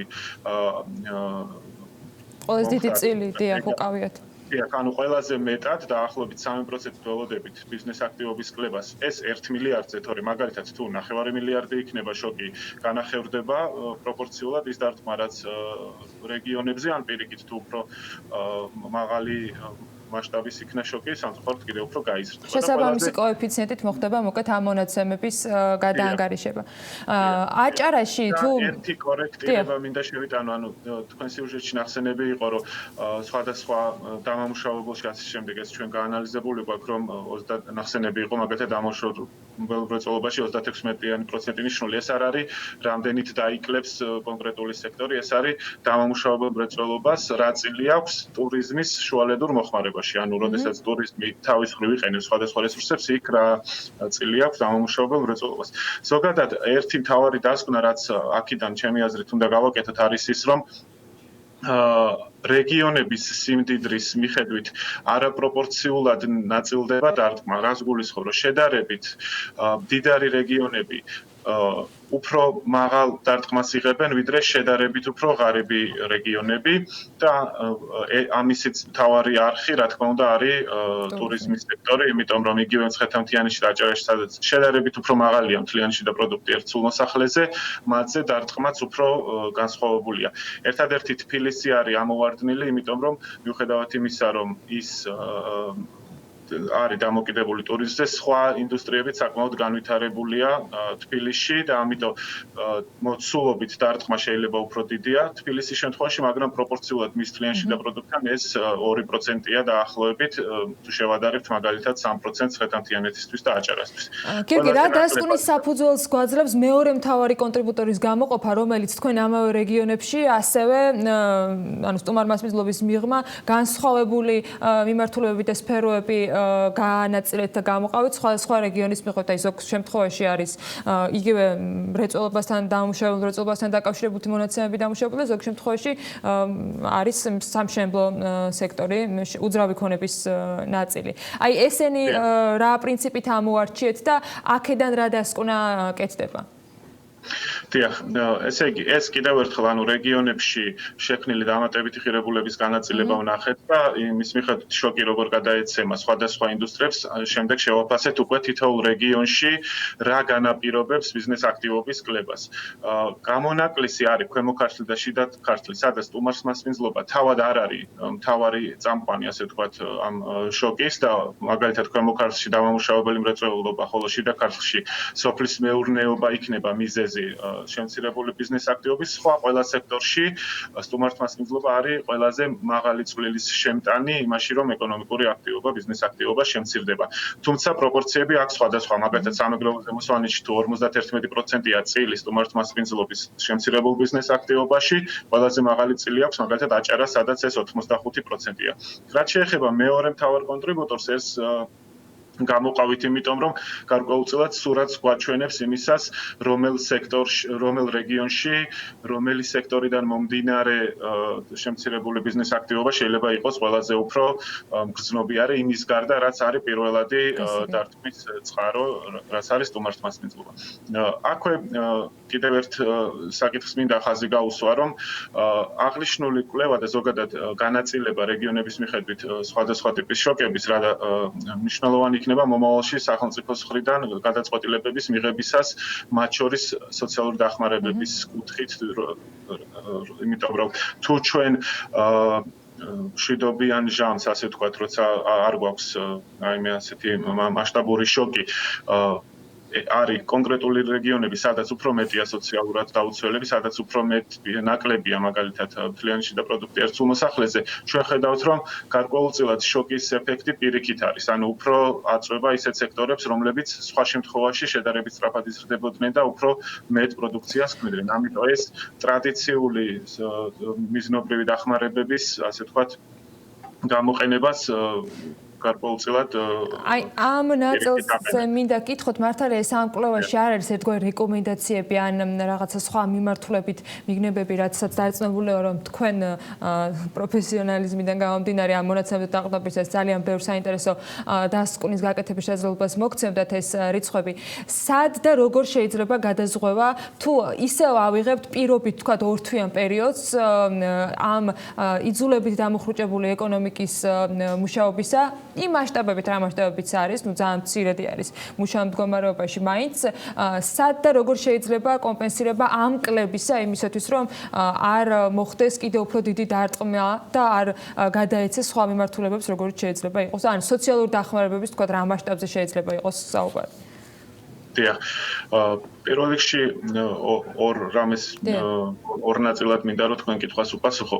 ერთი, ჩვენ ვაგრძელებთ მოკვლევას და ვაპირებთ რომ ვნახოთ ერთის მხრივ თვითონ დასაქმება როგორ არის გადანაწილებული რეგიონების მიხედვით, ასევე დავამატოთ ახალი შოკი, იმიტომ რომ ჩვენ უკვე ვხედავთ რომ სტუმართმასპინძლობა არ არის ერთადერთი სექტორი, სადაც მნიშვნელოვანი დარტყმა მიიღო კერძო ინდუსტრიამ, იმიტომ რომ უკვე როდესაც შეიზღუდა ტრანსპორტი, ასე შემდეგ უკვე სხვა ინდუსტრიებზეც დაპირ გავლენას ახდენს ეს შოკი და მნიშვნელოვანია უკვე უფრო ფართომასშტაბიანი შეფასება ამის. ამავდროულად ჩვენ ეხლა ვმუშაობთ შედარებით ანალიზზე უნივერსალური დახმარებებისა და მიზნობრივი დახმარებების. ანუ იმის გათვალისწინებით, რომ შოკი ძალიან ფართომასშტაბიანია და მრავალფეროვანია, ბევრ სოციალურ ფენაზე ახდენს ის სხვადასხვა ტიპის გავლენას, შესაძლებელია არგუმენტი არსებობდეს იმისთვის, რომ უნივერსალური დახმარება, ანუ არ გარჩევა, ასე ვთქვათ, ვინ დაკარგა სამსახური, ვინ ის ბიზნესი დაეხურა, ვინ ვეღარ ვაჭრობს ბაზრობაზე და ასე შემდეგ და შეიძლება უფრო უპრიანი იყოს, თუმცა ის ჯერჯერობით მხოლოდ ვარაუდია, უნივერსალური დახმარება ყველაზე და არა გამორჩევით რაღაც სოციალური მდგომარეობის და ასე შემდეგ. მეორე ნაწილი არის უკვე ბიზნესის ნაწილი. ანუ ბიზნესის დახმარების კუთხით აქ ორი ამოცანა გვაქვს. ერთი მოკლევადიანი, რაც არის უზრუნველყოფა იმისი, რომ ფინანსურად ანუ ეკონომიკური განვითარების პოტენციალის მქონე ბიზნესები აი ამ პერიოდში ისე თიზეწოლის ქვეშ არ აღმოჩნდნენ, რომ შემდეგ მათ ვეღარ შეძლონ თავიანთი საქმიანობის განახლება შოკის დასრულების შემდეგ. ამის მიზეზი ბევრი შეიძლება იყოს, მაგრამ თავარი მაინც არის ლიკვიდურობის პრობლემა, იმიტომ რომ მათ შემოსავლები მნიშვნელოვნად შეუმცირდებათ ამ პერიოდში. და მეორე ნაწილი უკვე არის შედარებით საშუალო და გრძელვადიანი, მას შემდეგ რაც დაძლეული იქნება ეს რაღაც კრიზისული პერიოდი, როდესაც თითქმის სრულად შეჩერებულია ბევრ სექტორში ეკონომიკური აქტივობა, უკვე შემდეგ რა სტიმულირებები შეგვიძლია გამოვიყენოთ. აქაც წყარო ბიზნეს აქტივობის ასე ვთქვათ, გაჯანსაღების იქნება ორი. ერთი მხრივ მოწოდების მხრიდან, ანუ მომხმარებლებს თუ ჩვენ დავეხმარებით, დავარქვათ ამ სოციალური დახმარება და სოციალური პაკეტები, მაგრამ რეალურად მათ ყიდულ უნარიანობას ამით გავზრდით და ისინი მოთხოვნას გაზრდიან ბიზნესის მიერ ნაწარმოებ პროდუქციაზე და ეს რა თქმა უნდა დადებით გავლენას მოახდენს ეკონომიკურ აქტივობაზე და მეორე ნაწილი იქნება მიწოდების ჯაჭვებში გაჩენილი ხარვეზების აღმოფხვრა. აქ ბევრ სხვადასხვა თემას შეგვიძლია შევეხოთ, მაგალითად გამოყოფთი ის რაღაც ბიზნეს კავშირები თავის მომწოდებლებთან, რომელიც დამყარებული ჰქონდათ სხვადასხვა სექტორებში ბიზნეს ოპერატორებს არ იქნება მარტივი აღსადგენი მას შემდეგ რაც ფაქტიურად ურთიერთობები მათ შორის გაწყვეტილი იქნება თვეების განმავლობაში. ეს ეხება როგორც ადგილობრივ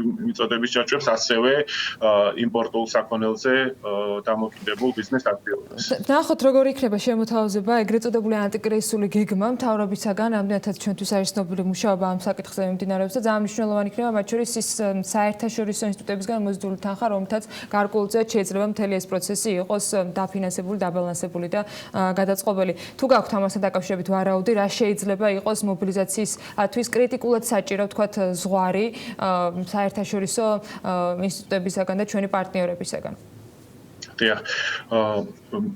კრიტიკულ ზღვარს ვერ ვიტყოდი, თუმცა ეს ის შემთხვევაა, რომ რაც მეტი იქნება უკეთესია, ამიტომ აქ უარყოფითი მხარე, ანუ ჩვენ დღეს იმის ფუფუნება არ გვაქვს, რომ ვიდარდოთ იმ ნაწილზე მერე როგორ გავისტუმრებთ. ამას მით უმეტეს თუ ეს საგარეო დაფინანსება ის მიბმული იქნება გარკვეულ მოთხოვნებთან მაკროეკონომიკური სტაბილურობის კუთხით, ანუ არავინ არ გვასესხებს ფულს რაღაც უბრალოდ შე როგორც მოგვეპრიანება ისე დასახარჯად რაღაც კონკრეტულ მოთხოვნებს მიაბამს ასე ვთქვათ ამ დაფინანსებას. ამიტომ ამ კუთხით საგარეო დაფინანსების მოზიდვის დადებითი მხარე ის არის, რომ ნაკლებად არსებობს რისკი, რომ მან მაკროეკონომიკურ სტაბილურობას საფრთხე შეუქმნას, რადგან თავის ვალდებულებებთან ერთად იქნება დიდი ალბათობით ეს დაფინანსება მოზიდული. ხა სხვადასხვა შეფასებები მოვისმინე, ანუ რაღაც მინიმალური თანხა, რომელიც იყო ნახსენები არის დაახლოებით 400 მილიონი $, თუმცა ალბათ შეიძლება რომ 1 მილიარდამდე ჩამურად ეს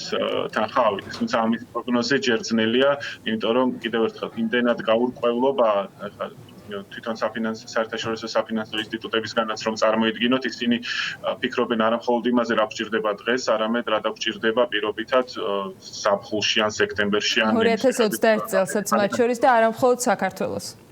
დიახ და მათ არ აქვთ ერთი კონკრეტული ქვეყნის მიმართ რაღაც პასუხისმგებლობა, არამედ უფრო მასშტაბური. დაახლოებით მე როგორც ხვდები საერთაშორისო ინსტიტუტები, ისევე როგორც ადგილობრივი მთავრობა ელოდება უფრო კარგი წარმოდგენა შეექმნას ამ შოკის მასშტაბზე და რამდენად დროში იქნება ის გაწელილი და ამის შემდეგ ალბათ უფრო მეტი მას დავინახავთ კონკრეტულ ქმედებებს.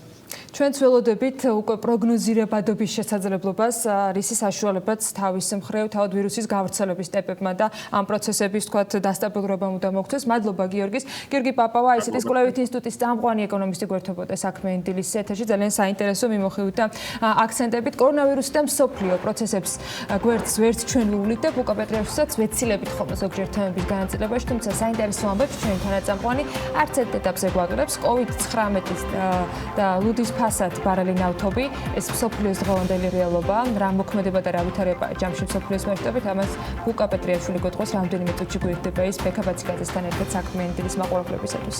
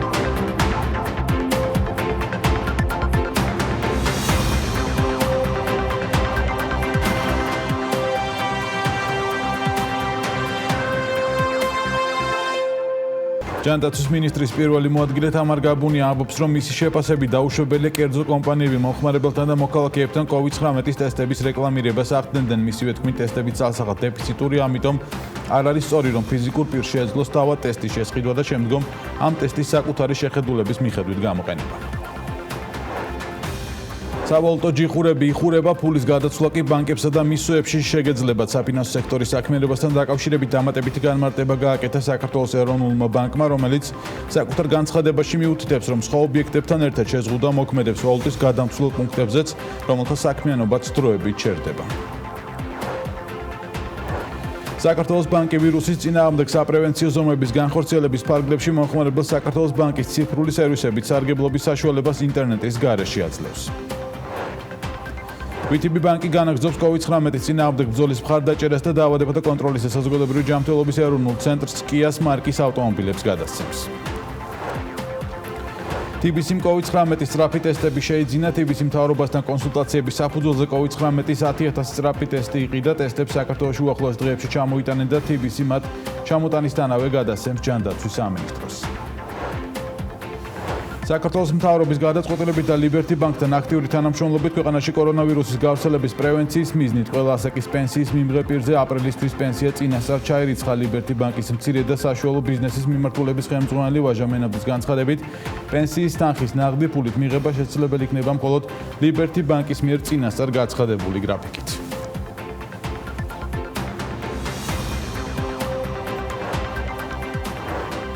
ილამშვიდობის, როგორ დაეხმარება ევროკავშირი პანდემიის შედეგად დაზარალებულ მცირე და საშუალო მეწარმეებს და საწარმოებს, როგორ გაუმკლავდებიან მეწარმეები ამ ევროკავშირში კორონავირუსით გამოწვეული პანდემიის რისკებს და ასევე რა ზომები მიიღეს ეროვნულ და ევროპულ დონეზე. სწორედ ამ კითხვებზე უპასუხა ევრონიუსისთვის მიცემულ ინტერვიუში ევროპული ფონდის ხელმძღვანელმა.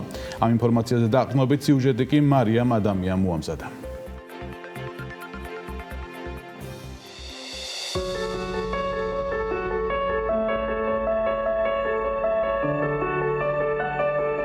COVID-19-ით გამოწვეული კრიზისის შედეგად დაზარალებული მცირე და საშუალო ბიზნესის მხარდასაჭერად ევროკავშირმა უკვე მიიღო გარკვეული ზომები. მათ შორის მაგალითად ბიუჯეტით გათვალისწინებულია სხვადასხვა ინსტრუმენტი, რომელიც მოხმარდება კომპანიების მხარდაჭერას. ანუ მათ ვისაც ეს ყველაზე მეტად სჭირდება დღეს. პროცესში ჩართულია როგორც საჯარო, ასევე კერძო სექტორი და მსხვილი ბიზნესი, რომელსაც აქვს იმის შესაძლებლობა, რომ თანხები გამოყოს და სხვას დაეხმაროს. უახლოეს დღეებში კი მილიარდი ევროს გადამისამართება მოხდება ევროკავშირის ბიუჯეტიდან ევროპის საინვესტიციო ფონდში როგორც გარანტია ბანკების სტიმულირებისთვის, რომ დაეხმარონ მცირე და საშუალო ბიზნეს სექტორს, რომელსაც პანდემიამ ყველაზე მეტად დაარტყა. ეს კი ნიშნავს იმას, რომ 100,000 ბიზნესი დაახლოებით 8 მილიარდი ევროს დაფინანსებაზე მიიღებს წვდომას. მათ ასევე შეუჩერდათ დროებით სასესხო ვალდებულება ამრიგად ბანკებსა და სხვა შუამავლებს ეკისრებათ ყველაზე დიდი რისკი, რომელიც დაკავშირებულია ევროკავშირის ბიუჯეტის გარანტიით უზრუნველყოფილ სესხებთან. გარდა ამისა, ევროპული საინვესტიციო ბანკი შეეცდება საკუთარი ანგარიშიდან 10 მილიარდი ევროს დამატებით ინვესტიციის მოზიდვას მცირე და საშუალო ბიზნესის მხარდასაჭერად. ევროკომისია აქვე განიხილავს კორონავირუსის კრიზისთან დაკავშირებულ ყველა ხარჯს, რომელიც გათვალისწინებულია პოლიტიკის წესების შესაბამისად, რაც წევრ სახელმწიფოებს საშუალებას მისცემს გამოიყენონ სახსრები კრიზისთან დაკავშირებული საქმიანობის დასაფინანსებლად. ეს გადაწყვეტილება ქვეყნებს უფრო მეტი მოქნილობის შესაძლებლობას აძლევს ფინანსური რესურსების გადანაწილების თვალსაზრისით. მიღებული ზომები კი მიზნად ისევ და ისევ მცირე და საშუალო ბიზნესის დახმარებასა და იმ კრიზისის შემსუბუქებას ისახავს, რომელიც პანდემიის შედეგად მიადგა ბიზნესს. მიზნებს შორის არის ასევე ინვესტიციების გაძლიერებაც ქვეყნებში. გარდა ამისა, ევროკავშირი კორონავირუსთან საბრძოლველად აღმოსავლეთ პარტნიორობის ქვეყნებს 140 მილიონ ევროს გამოუყოფს. გავრცელებული ინფორმაციით, ევროკომისიის მიერ გამოყოფილი თანხა გადაეცემა სომხეთს, აზერბაიჯანს, ბელორუსს, საქართველოს, მოლდოვასა და უკრაინას. თანხის ნაწილი კი მიმართული იქნება ადგილობრივი მცირე და საშუალო ბიზნესის გაძლიერებაზე.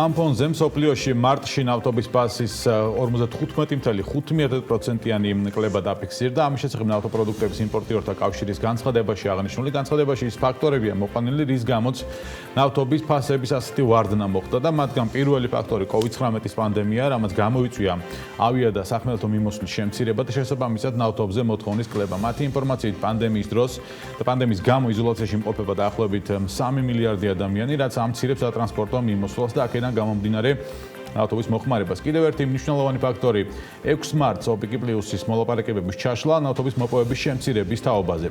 შავი ოქროს შავი დღეები იქნება ერთ-ერთი თემა, რომელზეც მსოფლიო როგორც ასეთის ფორმატში ბუკა პეტრიაშვილი საუბრებს. ბუკა დიმამშვიდობის მოგესალმები. კიდევ ერთხელ გუშინ სხვათა შორის ბლუმბერგმა დაწერა ერთ-ერთ ანალიტიკურ პორტალზე დაყრდნობით, რომ $10 შეიძლება შემცირდეს მეორე კვარტალში ნავთობის ფასებიც. ჩვენ ამ თემებზე ვისაუბრებთ, მაგრამ პირველი ასე ვთქვათ განცხადებები კეთდება მოვისმინეთ ჩვენც, რომ ამ პანდემიის ფონზე მსოფლიოში შეერაღებული კონფლიქტები ჩეჩერებულია. რა ხდება ამ მიმართულებით? არის სამი სურვილი ყოველ შემთხვევაში. მივესალმები ჩვენს მაყურებელს, ჯანმრთელობას, მშვიდობას და იღბალს გისურვებთ ყველას. საერთაშორისო თანამეგობრობა იღებს ზომებს და დემონსტრირებას ახდენს ძალისხმევის, რომ პანდემიის პირობებში და მისი გავრცელების პროცესში საერთაშორისო კონფლიქტები, ადგილობრივი ეთნოკონფლიქტები შეჩერდეს, შეწყდეს და ამის ინიციატორი იყო გაეროს გენერალური მდივანი ბატონი გუტიერეში, რომელმაც განცხადება გააკეთა მიმართა გაეროს წევრ სახელმწიფოებს, რომ შეწყდეს საყოველთაოდ მთელი მსოფლიოს მასშტაბით, რამდენიმე დღის წინ გააკეთა ეს განცხადება.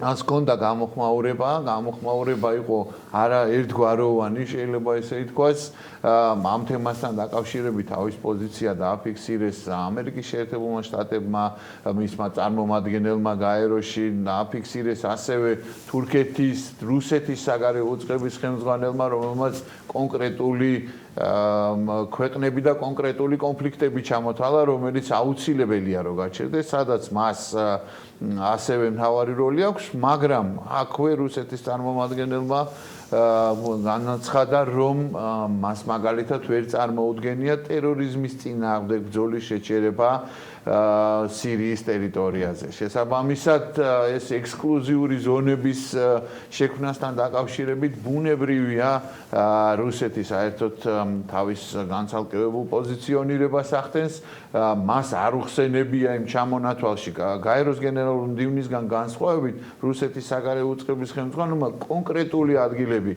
სირია, ლიბია, ერაყი, ავღანეთი ჩამოთვალა, თითოეულ ამ იემენი, თითოეულ ამ ქვეყანაში მას სხვადასხვა პოზიციები აქვს, ნაწილში ის არის როგორც მიუმხრობელი, მაგრამ შვიდობის ესე ვთქვათ მომხრე და მომლაპარაკებაში ჩართული და ნაწილ ამ კონფლიქტებისა ნაწილში კი ის არის უშუალო მონაწილე ამა თუ იმ ფორმით.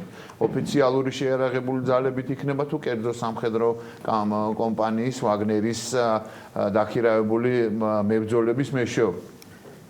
რუსეთის პოზიცია ასევე გააკრიტიკა უკრაინის წარმომადგენლებმა, ვინაიდან ამ ჩამონათვალში არ მოხდა აღმოსავლეთ უკრაინაში მიმდინარე კონფლიქტი, დონბასში მიმდინარე საბრძოლო მოქმედებები, ვინაიდან სამწუხაროდ მიუხედავად იმისა, რომ რა თქმა უნდა მასშტაბები შემცირდა, რა თქმა უნდა სხვერპლმაც იკლო, მადლობა ღმერთს ბუნებრივია, მაგრამ საბრძოლო მოქმედებები კონკრეტულად თითოეულ ამ ცხელ წერტილში ამა თუ იმ ფორმით, ამა თუ იმ ახალი ტექნოლოგიური საშუალებების გამოყენებით გრძელდება. მაგალითად, ლიბიაში თურქეთი აქტიურად იყენებს დრონებს და იქ არის გაეროს მიერ აღიარებულ ხელისუფლებასა და ჰაფტარის გენერალ მარშალ ჰაფტარის დაჯგუფებებს შორის ჯერ კიდევ ძალიან სერიოზული დაპირისპირება, სამხედრო დაპირისპირება, ცხელი დღეები არის და მიმდინარეობს ბრძოლები, ისევე როგორც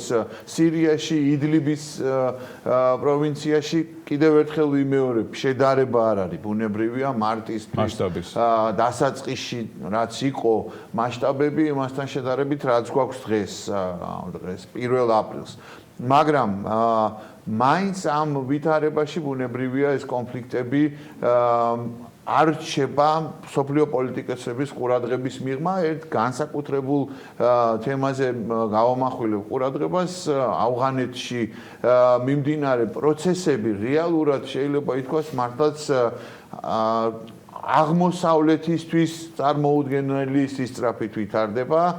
ერთი თვის და 2 დღის წინ მოეწერა ხელი ამერიკის შეერთებულ შტატებსა და ავღანეთს შორის შეთანხმებას, სამშვიდობო შეთანხმებას, რომლის თანახმად 14 თვის განმავლობაში უნდა დატოვოს კოალიციის ყველა შეიარაღებულმა წარმომადგენელმა ფაქტიურად 100% ამ კოალიციის უნდა დატოვოს ავღანეთის ტერიტორია, მაგრამ მანამდე უნდა შეწყდეს, ესე ვთქვათ, სამხედრო დაპირისპირება, ტერორისტული აქტები და უნდა შეწყდეს და უნდა დაიწყოს მოლაპარაკებები თალიბანსა და ავღანეთის ოფიციალურ ხელისუფლებას შორის. იქ საკმაოდ ძიმე შიდა პოლიტიკური სიტუაციაა და ვითარება ავღანეთის ხელისუფლება მთავრობაში ფაქტიურად ორ ხელისუფლებიანობა დამყარდა, ვინაიდან მოქმედ პრეზიდენტ აშრაფ ღანისა და მის მთავარ კონკურენტ აბდულას შორის ვერ ხდებოდა შეთანხმება, მოუწია ამერიკის შეერთებული შტატების სახელმწიფო მდივანს ჩართვა და საქმე იქამდეც კი მივიდა, რომ 1 მილიარდი დოლარით შეუმცირდათ, ვინაიდან ვერ შედგა შეთანხმებას მაიკ პომპეოს კაბულში ვიზიტის შემდეგაც კი. ამის პარალელურად და მაიკ პომპეომ ასევე დაანონსა, რომ შემდეგი 1 მილიარდის დახმარებაც შეწყდება, თუ კი არ მოხდება შეთანხმება. ამან ბუნებრივია ეს 1 მილიარდი უკვე შეჩერებულია და მეორე 1 თვის ვადაში იქნება გადაწყვეტილება მიღებული. ამან ზემოქმედება იქონია ბუნებრივია, იმიტომ რომ ავღანეთისთვის კი არა, ნებისმიერი ქვეყნისთვის ძალიან მნიშვნელოვანია დღევანდელ დღეს საერთაშორისო დახმარება, მაგალითად ჩვენთვისაც ბუნებრივია 2 მილიარდი მშვენიერი თანხა იქნებოდა ჩვენი ეკონომიკისთვის. მოხდა შეთანხმება, უკვე ჩამოაყალიბა აშრაფ ღანიმ მომლაპარაკებელთა დელეგაცია, ხარი დაუჭირა, რასაც თავიდან არ აღიარებდა, მაგრამ მისმა კონკურენტმა აბდულამ დაუჭირა ხარი ამ დელეგაციის შექმნას და მის შემადგენლობას, რაც უკვე პირველი ნაბიჯია. თუმცა აქ არის მოთხოვნა სახელმწიფო მდივნისგან მისალმება იყო და აქვე იყო მოთხოვნა, რომ ინკლუზიურ, ანუ საყოველთაო თანხმობის მთავრობაზე უნდა მოხდეს შეთანხმება. ეს სხვათა შორის საინტერესო არის, იმიტომ რომ კიდევ ერთ სიახლეზე ვისაუბრებ, ცოტა მოგვიანებით, რომელიც ვენესუელას ეხება, ახალი ინიციატივა ამერიკის შეერთებული შტატების სახელმწიფო მდივნის, რომ დაპირისპირებულ მხარეებს შორის შედგეს შეთანხმება, ასეთ ვითარებაში რეალურად ძალიან მნიშვნელოვანია შეთანხმება მოხდეს და იყოს მიღწეული მშვიდობისკენ გადადგმული მნიშვნელოვანი ნაბიჯები. თალიბების დელეგაცია ჩავიდა გუშინ ქაბულში პირველად 2001 წლის მერე, მას შემდეგ რაც გააძევეს თალიბების ხელისუფლება ავღანეთის დედაქალაქიდან, ჩავიდა საკმაოდ წარმომადგენლობითი დელეგაცია, რათა გადაიბაროს და ჩაიბაროს 5000 თალიბი პატიმარი, რომელიც ყავდა დატყვევებული ავღანეთის ხელისუფლებას და ამასობაში ქაბულში არა, მაგრამ მიმდებარე არეალებში მაინც ხდება გარკვეული შეტაკებები, ბუნებრივია, ავღანეთში კი არა, ბევრად უფრო მოწესრიგებულ ქვეყნებშიც კი ჭირს სრულად კონტროლის და დისციპლინის დამყარება, ვინც იცის კარგად ავღანეთის სპეციფიკა, ხდება რომ ადგილობრივი მმართველები მაინდა-მაინც ესე გერმანული დისციპლინით არ ემორჩილებიან ყველა გაცემულ ბრძანებას და კანონებს. ამ პროცესში მართლაც თალიბებს ეს თავისი პოზიცია მყარად უჭირავთ და მათ სხვათა შორის უარყვეს ავღანეთის ხელისუფლების მიერ წარდგენილი შემადგენლობა. დარწმუნებული ვარ, რომ ამერიკის შეერთებული შტატების სპეცწარმომადგენელი ზალმაი ხალილზადი შეეცდება თალიბების დარწმუნებას, რათა მოლაპარაკების მაგიდას მიუსხდნენ, ვინაიდან 100 დღის ვადაში უნდა მოხდეს შეთანხმება, საყოველთაო შეთანხმება უნდა შედგეს. ამასობაში არისვენებს და არასვენებს მართლაც გამჩენი ISIS-ის, ესე ვთქვათ, ისლამური სახელმწიფოს ხორასანის პროვინციის დაჯგუფება ქვია მას ასე ოფიციალურად ISKP, რომელიც KP არა, KP ინგლისური აბრევიატორით, რომელსაც შემადგენლობაში იარაღის ქვეშ ყავს დაახლოებით 2000 მებრძოლი, სულ ცოტა ხნის წინ განხორციელებული ტერაქტი, მათ მიერ განხორციელებული ტერაქტი, რომელსაც 25 ადამიანის სიცოცხლე ემსხვერპლა, იყო მიმართული ძალიან საინტერესოა სტრატეგიის თვალსაზრისით, მიმართული იყო ეროვნული უმცირესობების, ინდური სიქხების უმცირესობების და მათ სამლოცველოში განხორციელდა ეს ტერაქტი. ეს არ არის პირველი თავდასხმა ISKP-ის მიერ განხორციელებული, ეს არის სტრატეგიის ცვლილება, ძალიან მნიშვნელოვანი ექსპერტები ასე აფასებენ ამას, რომ მათ უნდათ აქცენტი გადაიტანონ ინდოეთზე, სადაც ცოტა ხნის წინ გარკვეული შემზღუდავი კანონმდებლობაც იყო მიღებული მუსულმანური უმცირესობის მისამართით, იცით კარგად ჯამუ-ქაშმირის კონფლიქტის შესახებ, სადაც ცოტა ხნის წინ ძალიან სერიოზული დაპირისპირებები იყო, ამდენად ისლამური სახელმწიფო დაეში მიმართულებას და სტრატეგიას ცვლის ამ ძალიან სერიოზული და ძალიან საგანგაშო, ესე ვთქვათ, ძალიან დიდი პოპულარულია ეს სიტყვა კლასტერის მიმართულებით წინააღმდეგ, რომელიც ესე იგი არ ემორჩილება, ვთქვათ, სალაფიტების წინააღმდეგება სალაფიტების რელიგიას, შეიძლება ესენი შიიტების კი იყვნენ, მაგრამ მით უმეტეს თუ სიქხებთან აქვს საქმე, ისინი აუცილებლად განახორციელებენ ამ ბრძოლებს. ამერიკის შეერთებულმა შტატებმა ადრეც განაცხადა ხელშეკრულების ხელმოწერისასაც და მერეც დაადასტურა, რომ ისლამური სახელმწიფოს და ტერორისტული დაჯგუფებების წინააღმდეგ საბრძოლველად გარკვეული კონტინგენტი შემდგომ პერიოდშიც მას მერე რაც გავა ამერიკის შეერთებული შტატების ძირითადი სამხედრო კონტინგენტი სრულად მაინც დარჩება ტერორიზმის წინააღმდეგ საბრძოლველად და ავღანეთის ხელისუფლების ამ ბრძოლაში მხარდასაჭერად ამდენად ამ მიმართულებით ძალიან ესეთი ცხელი პროცესები არის კიდე მომავალში მოსალოდნელი და საინტერესო არის ის, რომ ავღანეთში შევიდა კორონავირუსის პანდემია, ყავდათ 100-ზე მეტი მათაც ყავდათ უკვე დაინფიცირებული და ამ ფონზე მაინც ტალიბები, ავღანეთის ხელისუფლება, შიგნით სახელისუფლებო განშტოებები ახორციელებენ, ესე ვთქვათ, თავიანთ შიდა პოლიტიკურ საქმიანობას და მოქმედებას ძალიან აქტიურად. საინტერესო არის ამ თვალსაზრისით ისიც, რომ პანდემიამ ზემოქმედება მოახდინა ძალიან სერიოზულად ჩვენი რეგიონის ერთ ქვეყანაზე ირანზე, რომელთან მიმართებაშიც ამერიკის შეერთებული შტატები არ ხსნის სანქციებს. ირანის საგარეო საქმეთა მინისტრმა ჯავად ზარიფმა ღია წერილით მიმართა ამერიკის შეერთებულ შტატებს, რომ ებრძოლონ პანდემიას და არა ირანს. ცხადია, ირანის ეკონომიკა ამ ცალმხრივი, ესე ვთქვათ, მაქსიმალური ზეწოლის სანქციების ქვეშ ძალიან დაზიანდა, ბუნებრივია, მათ ვიდრე ნავთობის ფასები დაეცემოდა, მანამდე გამოეცალათ ხელიდან შესაძლებლობა ევაჭრათ ნავთობით, თუ რაღაცა სხვა შემოვლითი გზებით არ განახორციელებდნენ ამას, ამდენად მათი ეკონომიკა ეხლა ძალიან კიდევ უფრო მეტად მძიმე მდგომარეობაშია. ამ შემთხვევაში კარგი სიახლე ერთი შეიძლება ის იყოს ირანისთვის განსაკუთრებულად, ბუნებრივია, რომ გერმანიის, საფრანგეთისა და დიდი ბრიტანეთის მიერ შექმნილი ინსტექსის მექანიზმი, რომელიც გულისხმობს სანქციების სამართლებრივი გზით გვერდისავლას დახმარების ან ტრანზაქციების განსახორციელებლად, განხორციელდა პირველი ტრანზაქცია, რომელმაც საშუალება მიცა ირანს, რომ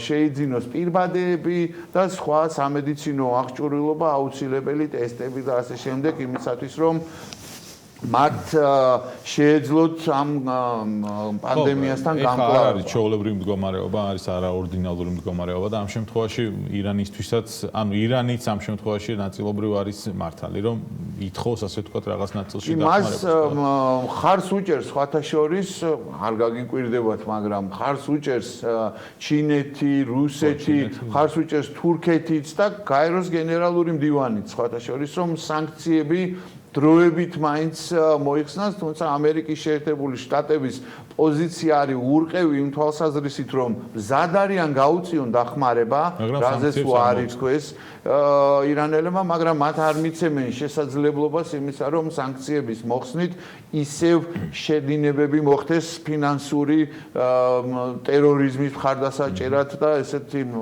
გასამხედროებული ორგანიზაციების კარგი დრო შეიძლება მოხდეს კიდეც და ამერიკის შეერთებული შტატები ამ შემთხვევაში იყოს მართალი, რომ სანქციებს ახსნის. შესაძლოა ამან თავისი შედეგი რეალურად გამოიღოს, თუმცა ამ შემთხვევაში რეალურად შემთხვევით არ მეხსენებია ევროპა, ევროკავშირის წევრი სახელმწიფოები თავისი შიდა გამოწვევის წინაშე დგანან.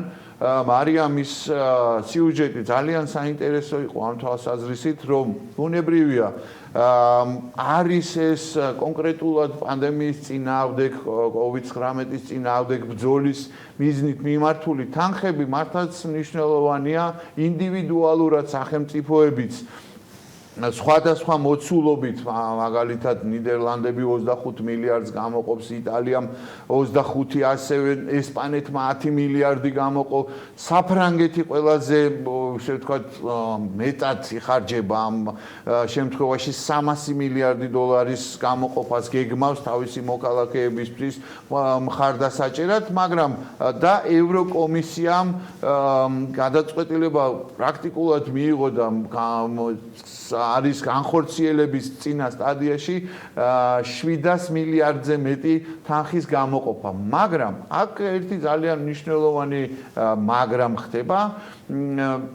ჯერ ერთი სარგებლობს ამ ვითარებით ბუნებრივია ჩინეთი და რუსეთი და მაქსიმალურად ცდილობს რომ პროპაგანდის მიზნებისთვის გამოიყენოს ეს დახმარება, მხარდაჭერა და გარკვეულ შედეგებსაც კონკრეტულ სახელმწიფოებში ამას აღწევს. იტალიაში არის ძალიან ბევრი შემთხვევა, როდესაც არის მოქალაქეების მხრიდან ძალიან ესეთი მნიშვნელოვანი მხარდაჭერა ჩინეთის მიმართ გამოხატული, რუსეთის მიმართ გამოხატული და სიმპათიები და გულისწყრომა ევროპელი პარტნიორების მიმართ. ეს კიდევ უფრო მეტად შეიძლება გაღრმავებულიყო მას მერე, რაც გასულ კვირას მოგახსენეთ, რომ უნდა შემდგარიყო და შედგა კიდეც ვირტუალური სამიტი ევროკავშირის საბჭოსი, სადაც არსებულ ეპიდემიის ვითარებაშიც კი ძალიან სერიოზული ესე ვთქვა დაპირისპირება მოხდა იტალიისა და გერმანიის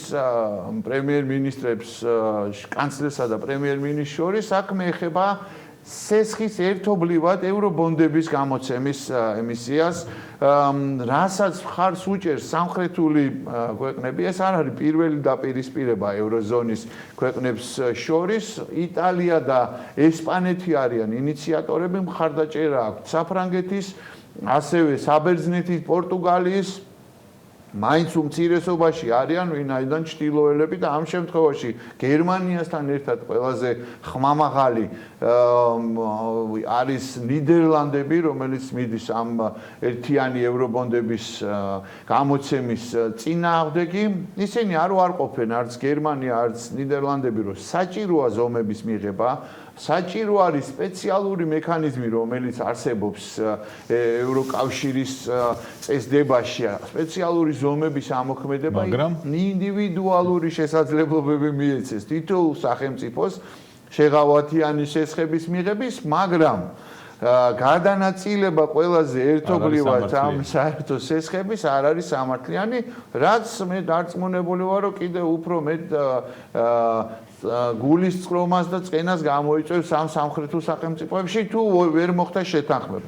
მე მაინც მინდა ღრმად მჯეროდეს და მწამდეს, რომ გეოპოლიტიკური ევროკავშირი, რომელზეც საუბრობს ურსულა ვონ დერ ლაიანი, ევროკომისიის პრეზიდენტი, თავის ძალებს აუცილებლად აკრებს და არ მიეცემა შესაძლებლობა ნაციონალისტურ, პოპულისტური ემოციების უპირატესობას და ევროსკეპტიკოსების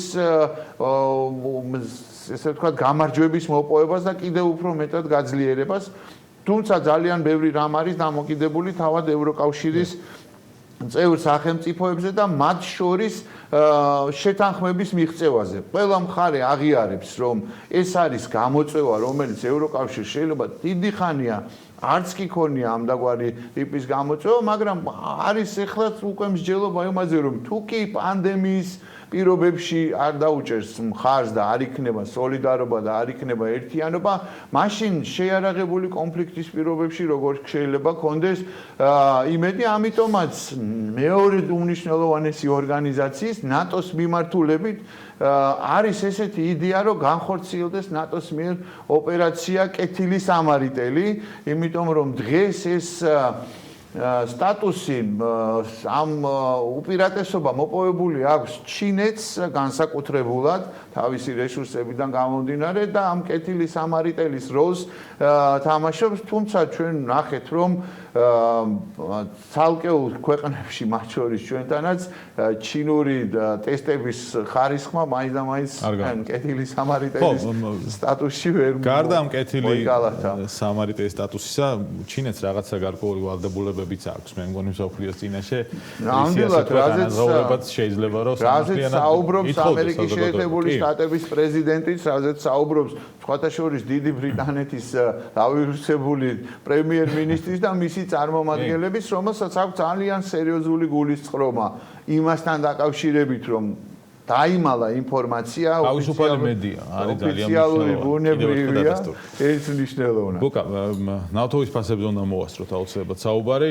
2002 წლის შემდეგ არის მინიმალური $10 თუ ჩამოვიდა საერთოდ წარმოუდგენელია შავი ოქრო. აქ ეგან ანას ვეკითხებოდი და ითქვა მე გზაში ვიყავი რომ კანადური ერთი ფაინტი ლუდი უკვე $5 ღირს, როდესაც გალონი ბენზინის ღირს $4.5, ამიტომ არავის არ ურჩევ ბენზინის ტალევაზე გადასვლას, მაგრამ ძალიან საინტერესო არის ის ტენდენცია, რომელსაც ახლა ვადევნებ თვალყურს, რომ აი ამ შემცირების, მოთხოვნის შემცირების გამო 26 მილიონი ბარელით შემცირდა უკვე 100 მილიონი ბარელიდან დღეში 26 მილიონი გამოაკვდა, იმიტომ რომ თვითმფრინავები დაждდა, იმიტომ რომ საწარმოები გაჩერდა და ტრანსპორტის 60% დაახლოებით და ეს ძალიან მნიშვნელოვანი კლება არის ამ ინდუსტრიისთვის. ძალიან დაზიანდა ბუნებრივია ძალიან ფიქლის ნავთობის მოპოვება და უკვე მათი მიმართვაც არის ამერიკელი ფიქრის ნავთობის მომპოვებლების ხელისუფლების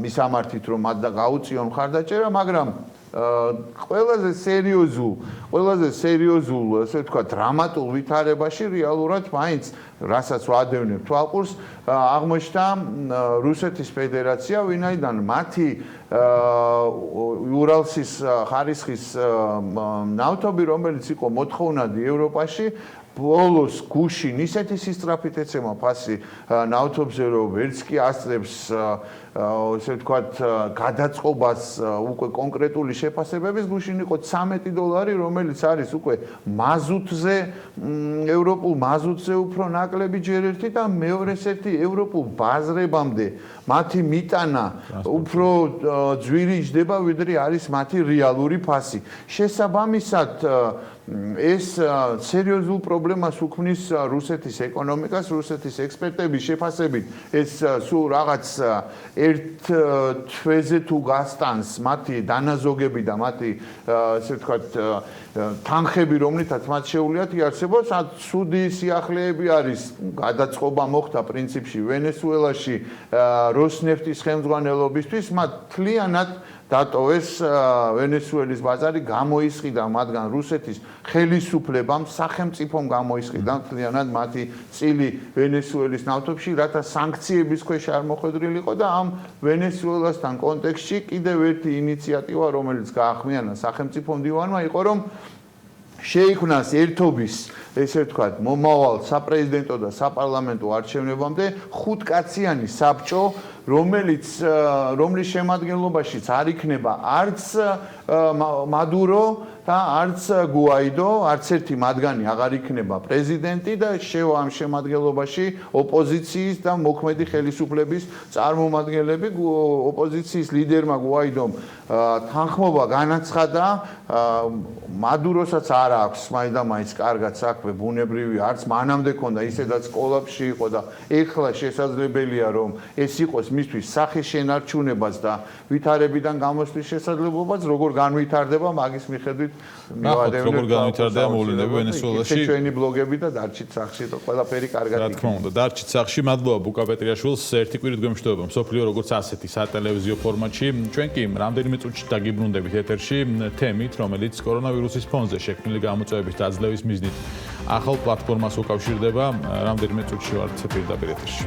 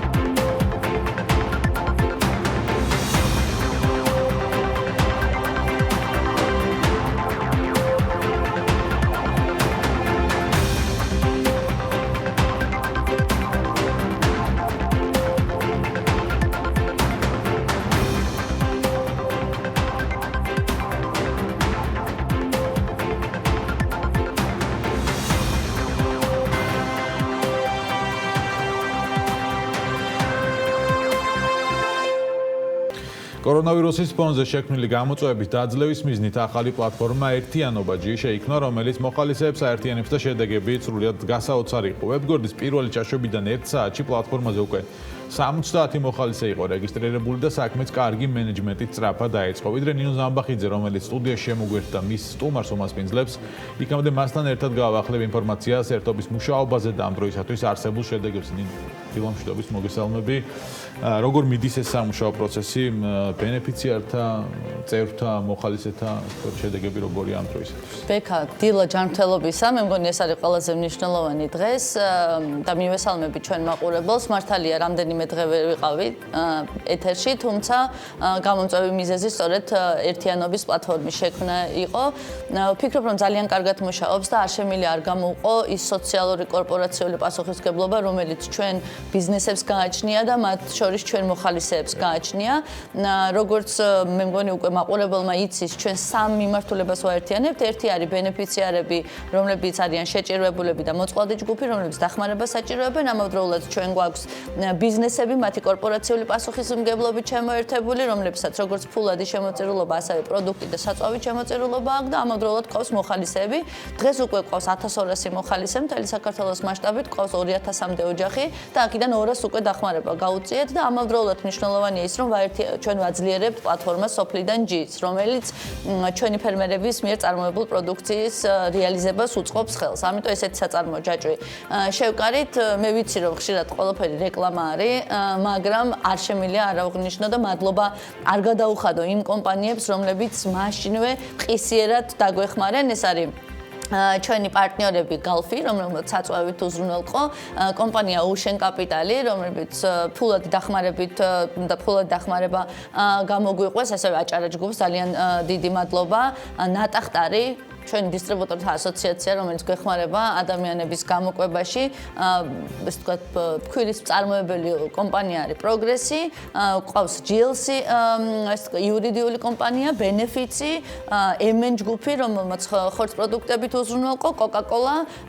Nikora, TBC ბანკი და რა ვიცი, BitX და BG ჯგუფი. მე მგონი არავინ არ გამომიშვა, მაგრამ არიან ინდივიდუალური ადამიანები, რომელსაც თელ გადაცემას აუცილებლად მიუძღვ. მაგრამ კორონას ფონზე ბევრი გამოწვევა აქვს ფერმერულ მეურნეობებს, იმიტომ რომ ეხლა საგაზაფხულო პროცედურები უნდა ჩატარდეს, ხმათესვის პერიოდი არის, ფინანსურ კაპიტალზე წვდომა ძალიან გართულდა და მათ შორის ძალიან მნიშვნელოვანია ფერმერული მეურნეობები, რომლებიც საექსპორტო ბაზრისთვისაც ემზადებოდნენ, რა გამოწვევების წინაშე არიან. სწორედ ესეთი კომპანია მყავს დღეს სტუმრად Herbia, რომელიც შეიძლება ითქვას, რომ არის პიონერი, როგორც ესე ვთქვათ, ბოსტნეულის წარმოებაში ქვეყანაში, ასევე საექსპორტო ბაზრის და მათ შორის სტანდარტების დანერგვაში, როგორც არის ჩვენი სტანდარტი GeoGAP და GlobalGAP და ვფიქრობ საინტერესო იქნება მაყურებლისთვის მოვისმინოთ რა გამოწვევების წინაშე დგანან, თუმცა ამ თემებს აუცილებლად შემდგომ გადაცემებშიც განვავრცე. ზურაბ ჯანელიძე იქნება Herbias დამფუძნებელი ნინო ზამბახიძის სტუმარი, რომელიც პირდაპირ ეთერში უნდა შემოგვიერთდეს. ბატონო ზურაბ, დილა მშვიდობის. მოგესალმებით, დილა მშვიდობის და ამ თემ დილა მოგწეს ხმათა. მადლობა. ბატონო ზურაბ, დასაწყისში რომ გითხრათ, აი ამ პერიოდის განმავლობაში, ასე ვთქვათ, თქვენ როგორ მოახერხეთ გადაწყობა, რა ტიპის, ასე ვთქვათ, გამოწვევები აქვს Herbias, როგორც ბიზნეს კორონავირუსის საგანგებო მდგომარეობის პირობებში? რა თქმა უნდა, დაგეთახმებით იმაზე, რომ მინიმუმი გადაწყობა არ იყოს მეურნეობაში, რთული ამ პროცესების გადაწყობა, იმდენად რამდენადაც დისტანციურად ამ საქმის კეთება არ შეიძლება ალბათ სხვა საქმეებს მეტნაკლებად უშველით.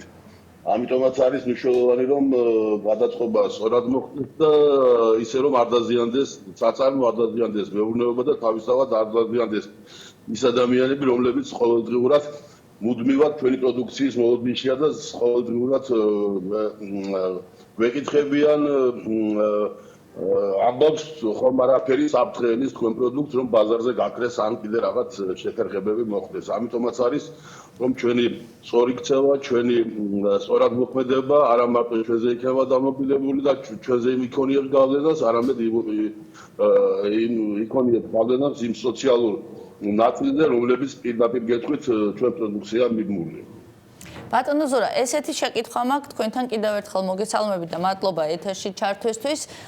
თქვენ გქონდათ პრინციპში საექსპორტო ბაზარი და მზად იყავით, რომ ექსპორტზეც გაგეტანათ პროდუქცია. რამდენად ართულებს ეს დღევანდელ მდგომარეობას? არის თუ არა საქართველოს ბაზარი საკმარისი იმისთვის, რომ აითვისოთ ის პროდუქცია, რასაც თქვენ აწარმოებთ, თუ ეს გარკვეულ პრობლემებს შეგიქმნით და მოგიწევთ, თქვათ, პროდუქტის, უხეშად რო თქვათ, გადაყრა. როგორც თქვათ, მოვიდა ჰოლანდიას, ჩვენ ნახეთ კადრები, როდესაც ისინი პროდუქციას ყრიდნენ ფაქტიურად. არა, ჩვენ ეს არ მოგიწევით ასულ პასუხისმგებლობას ვერ მოვექცევით, თუ გიწუხანდელი ღამე, პირველი ღამე იყო ამ განსაკუთრებულ პირობებში ჩვენი საქმიანობისა. შეიძლება ითქვას, დავიცავით ჩვენი აუცილებელი მოთხოვნები, რასაც კი ეს რეგულაციები გვთავაზობ ჩვენ. ამაში კიდევ ერთხელ ვაზუსტებ იმას, რომ ხელისუფლება გვეხმარება, დაგვეხმარა კიდეც. პირველივე ზარები იყო იმაზე, რომ ხომ არ შეგეძლება დღელი პროდუქციის მიტანამდე, ადგილზე მიტანაზე და ასე შემდეგ. აი ზუსტად ჩვენი წარმოებული პროდუქცია თავშივე დაცული იყო იმ მოთხოვნა ჯგუფზე, რომელიც პრაქტიკულად ჩვენი პროდუქციით იკვებება და მუდმივად ჩვენი პროდუქციის მიღების იმედზე არის. ახლა თქვენ წარმოიდგინეთ პროდუქცია, რომელიც გლობალ გაპის სტანდარტით იწარმოება, გეოგაპის სტანდარტი აქვს, ჰასპის სტანდარტი აქვს და მუდმივად დაცული ვიყავით, თითქოს ზუსტად დაცული ვიყავით ამ მოსალოდნელი რისკებისაგან. აი ზუსტად ჩვენი თანამშრომლები იმასაც კი ამბობდნენ, რომ ამ 8 წლის მანძილზე ამ საქმით რომ ვიყავით დაკავებული და ისე ვაკეთებდით პრაქტიკულად, როგორც დღეს გვთავაზობენ დღევანდელი მოთხოვნები, ხომ არაფერი იცოდითო. პრაქტიკულად ეს სტანდარტები ნოლამდე ამცირებთ რისკებს ასეთი შემთხვევებისას. ამიტომაც არის, რომ ჩვენი მეურნეობა, რომელიც დაგეგმარებული იყო პრაქტიკულად ქართულ ბაზარზე, იმის გამო, რომ ევროპული ბაზრისთვის ძალიან ცოტა პროდუქტი რჩებოდა და მხოლოდ ერთი ბაზრით ვიყავით და ვართ შემოფარგლულები, ეს იმიტომ კი არა, რომ არ გვინდა გავყიდოთ, ან არ არის არ გვინდა, ან კიდე რაღაც მიზეზები არის. უბრალოდ საქართველოში არ იყო იმდენი პროდუქცია, ასეთი ერთგვაროვანი პროდუქცია, რომელსაც ევროპული ბაზარი გთხოვდა და ამიტომ იყო, რომ დავიტოვოთ მხოლოდ ბულგარული ბაზარი. ეხლა ზუსტად იქ მივედით პასუხზე, რომ ჩვენი პროდუქცია, რომელსაც ჩვენ ვაწარმოებთ ჩვენს პარტნიორ ფერმერებთან ერთად, ზუსტად თუ კი ლოჯისტიკის თემა არ შეგვიშლის ხელს, სხვა შემთხვევაში ჩვენს პროდუქტს პრობლემები არ შეექმნება. ერთადერთი ლოჯისტიკის საკითხია მოსაგვარებელი, დისტრიბუციის თემა, რომელსაც ჩვენ ვახორციელებთ და ვფიქრობ, დღეს უკვე საშვები დაეშვება ჩვენს მანქანებზე, რომ იმ ღამის საათებში იმოძრავონ, რათა მოსახლეობამ დროულად მიიღონ პროდუქტი. აი ამაზე ვარ ჩვენ ლაპარაკი მხოლოდ და მხოლოდ. სხვა საფრთხე ჩვენ ვერ ხედავთ აქ ვერა. და ბოლო შეკითხვა მაქვს ბატონო ზურა, ჩვენ ვიცით რომ არაერთი პროტოკოლი არის განსაკუთრებით ფერმერული მეურნეობებისთვის, თუ რას უნდა აკმაყოფილებდნენ, რა სტანდარტს უნდა აკმაყოფილებდნენ, მათ შორის ჩვენი სახელმწიფოს მიერ დადგენილი ნორმები და ამავდროულად მსოფლიო ჯანდაცვის ორგანიზაციის მიერ გაცემული რეკომენდაციები. რამდენად მარტივია ეს მუშა ხელისთვის რომ შეასრულოს, იმიტომ რომ ჩვენ ვიცით რომ მაინც ჰიგიენურ-სანიტარული ნორმების დაცვის კუთხით ჩვენი მოსახლეობა მიუხედავად ამდენი სტანდარტისა მაინც გამოწვევების წინაშე იდგა, ეს მე მგონია რომ მაინც რაღაცა ცოტა უფრო მენტალური გარდატეხის ამბავია და როდესაც რაღაცას გაიძულებენ, შეიძლება ან გამოგჩეს, ან ის მოთხოვნა ვერ დააკმაყოფილო. როგორ არის დღეს აი ამ კუთხით თქვენი თანამშრომლების სიტუაცია? რამდენად მარტივად იღებენ აი ამ მოცემულობას? მოგახსენებთ თემა როგორია იცით ჩვენ ადამიანები როცა რაღაც ახალი შემოდის ეს კარგია თუ ცუდია ყოველთვის სკეპტიკურად უყურებთ ამას და როცა უკვე რომ იტყვიან მიუახლოვდები საკითხის გადაჭრის თემას აქ უკვე ის პასუხისმგებლობა არის აუცილებელი რაც თითოეულ ადამიანს უნდა გააჩნდეს აი აქ არის ზუსტად ჩვენი მე თავშივე აღნიშნავდი იმას რომ ჩვენი თანამშრომლები მეტნაკლებად შეგუებული იყვნენ და მეტნაკლებად მზად იყვნენ იმისათვის რომ ის ცოტა დამატებები რასაც თქვა თავის დროზე ჩვენ საწარმოში მუშაობისას და ჩვენს მეურნეობაში მუშაობისას არ ასრულებდნენ იმიტომ კი არა რომ გაწერილი არ იყო გლობალ გაპის ან რომელიმე სტანდარტის მიხედვით არა უბრალოდ არ ითხოვდა ეს სტანდარტი ეხლა დაემატა ის ელემენტარული ასე ვთქვა ჩვენი თანამშრომლებისთვის რომლებიც ზუსტად იცავენ იმ მოთხოვნებს რაცაც ეს რეგულაციები ჩვენ გვეუბნებიან მართალია არ არის ეს თუ იოლის საქმე თუ გინდა ის რომ მუდმივად პირბადეს კონდეს და წინ ჩაფხუტიც იმისათვის რომ დაზღვეული იყვნენ თუ გინდა ის გარემოება რომ 2 მეტრის დისტანცია მუშაობისას ან კიდე გადაადგილებისას დაცული იქნას. ეს მართალია თავში ცოტა გაუგებარი იყო ადამიანებისთვის, მაგრამ თვითონვე ეჩვევიან ამას ყველაფერს, იმიტომ რომ ეს ხო მარტო სხვი ჯანმრთელობაზე არ უნდა აისახოს, არა, ეს თავის ჯანმრთელობაზეა და ამიტომ ადამიანი ფიქრობ გაგებით ეკიდება ამ საკითხს და ჩვენ შეიძლება ეთქვას მაგ კუთხით პრობლემას ვერ ხედავ. დიდი მადლობა ბატონო ზურა, ის მინდა ეს თქვათ გისურვოთ ჯანმრთელობა, რაც ყველაზე მნიშვნელოვანია და ამავდროულად მინდა გისურვოთ გამძლეობა, იმიტომ რომ ფერმერული მეურნეობები დღეს კრიტიკულად მნიშვნელოვანია იმისთვის, რომ ჩვენი მაგრამ ერთ დავამატებდი თუ კი საინტერესო იქნებოდა ჩვენი მსმენელისათვის, აქ ფინანსური ინსტიტუტების საკითხების ჩართულობა იქნება ამ საკითხების საჭირო გაზაფხულია, ეხლა თუ არ გაკეთდა ქვეყანაში რაიმე შემოდგომაზე ვერაფერს ვერ მომკითხა, ამიტომ სახელმწიფოს და ფინანსური ინსტიტუტების ერთობლივი რაღაც ღონისძიებები თუ შეუწყობს ხელს ფერმერებს, წვრილმა გლეხურ მეურნეობებს, რომ შემოდგომაზე საკვები გქონდეს. ეგ არის ალბათ აუცილებელი, ყველაზე მეტი გასაკეთებელი დღევანდელ დღეს და ჩვენც რა თქმა უნდა ამ კუთხით ჩვენ წინააღმდეგებს დავდებთ. დიდი მადლობა, ჩვენი ზღა დაგვრჩენია დაგემშვიდობა და გისურვოთ ჯანმრთელობა და გამძლეობა. ამავდროულად შემდეგ გადაცემაში პირობას ვიძლევით, რომ ფინანსურ ინსტიტუტებთან ამ არსებულ გამოწვევებზე ვისაუბრებთ, იმიტომ რომ ძალიან ბევრი ფერმერი საუბრობს, რომ დაკრედიტების ნაწილში დღეს უფრო მეტი გამოწვევაა, ვიდრე აქამდე იყო, მათიც გასაგებია, მაგრამ ჩვენიც უნდა გაიგონ. შესაბამისად, მე ვფიქრობ, რომ მაყურებელს ყოველ ოთხშაბათს, ყოველ შემთხვევაში სოფლის მეურნეობაში მიმდინარე ტენდენციებზე აუცილებლად თუ ეხარ დავთესავთ ვერაფერს ვერ მოვიმკით შემოდგომაზე, ეს არის მოცემულობა, რომელიც დღეს დგას. მადლობა ნინო დღევანდელი დღისთვის, იმ ერთიანობისთვის, რომელიც შენ და შენი გუნდის წევრებმა შექმნით და საქმიანი დილის რუტინის ერთგულებისთვისაც მათ შორის ცხადია. მადლობა ასევე დისტანციური ჩართულობისთვის ჩვენ სტუმარს ბატონ ზურაბს, რომელმაც სულ ცოტა ხნის წინ მათ შორის უმასპინძლა BMG-ს გუნდის წევრებს და მანანა მანჯგელაძემ და ედგარ ყაზახაშვილმა არაჩვეულებრივი სიუჟეტი მოამზადეს ჯერ კიდევ საკარანტინე და კორონავირუსამდელ საქართველოში ჰერბიაზე და მის დამფუძნებლებზე. გიტოვებთ მანანა მანჯგელაძის სიუჟეტს საქმიანების რუბრიკაში და გემშვიდობებით საქმის კურსს ეთერებში შეხვდებით ერთმანეთს ნახვამდის.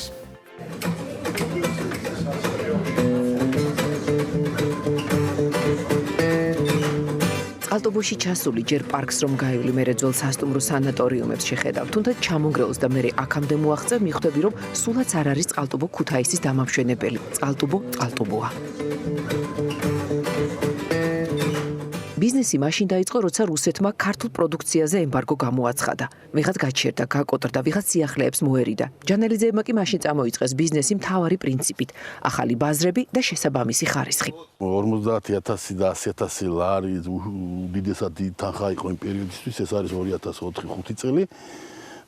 უნდა ჩათვალო ხო, საკმაოდ ისეთი თანხაა ხო და ეხლა ცოტა სხვა მასშტაბებზე ვფიქრობთ, სხვა მასშტაბებზე ვლაპარაკობთ. ნაწილი დახმარება იყო USAID-ის. ტექნიკური ნაწილი იყო ძირითადად. ერთი სათბური გაგვიკეთა USAID-მა საჩვენებელი.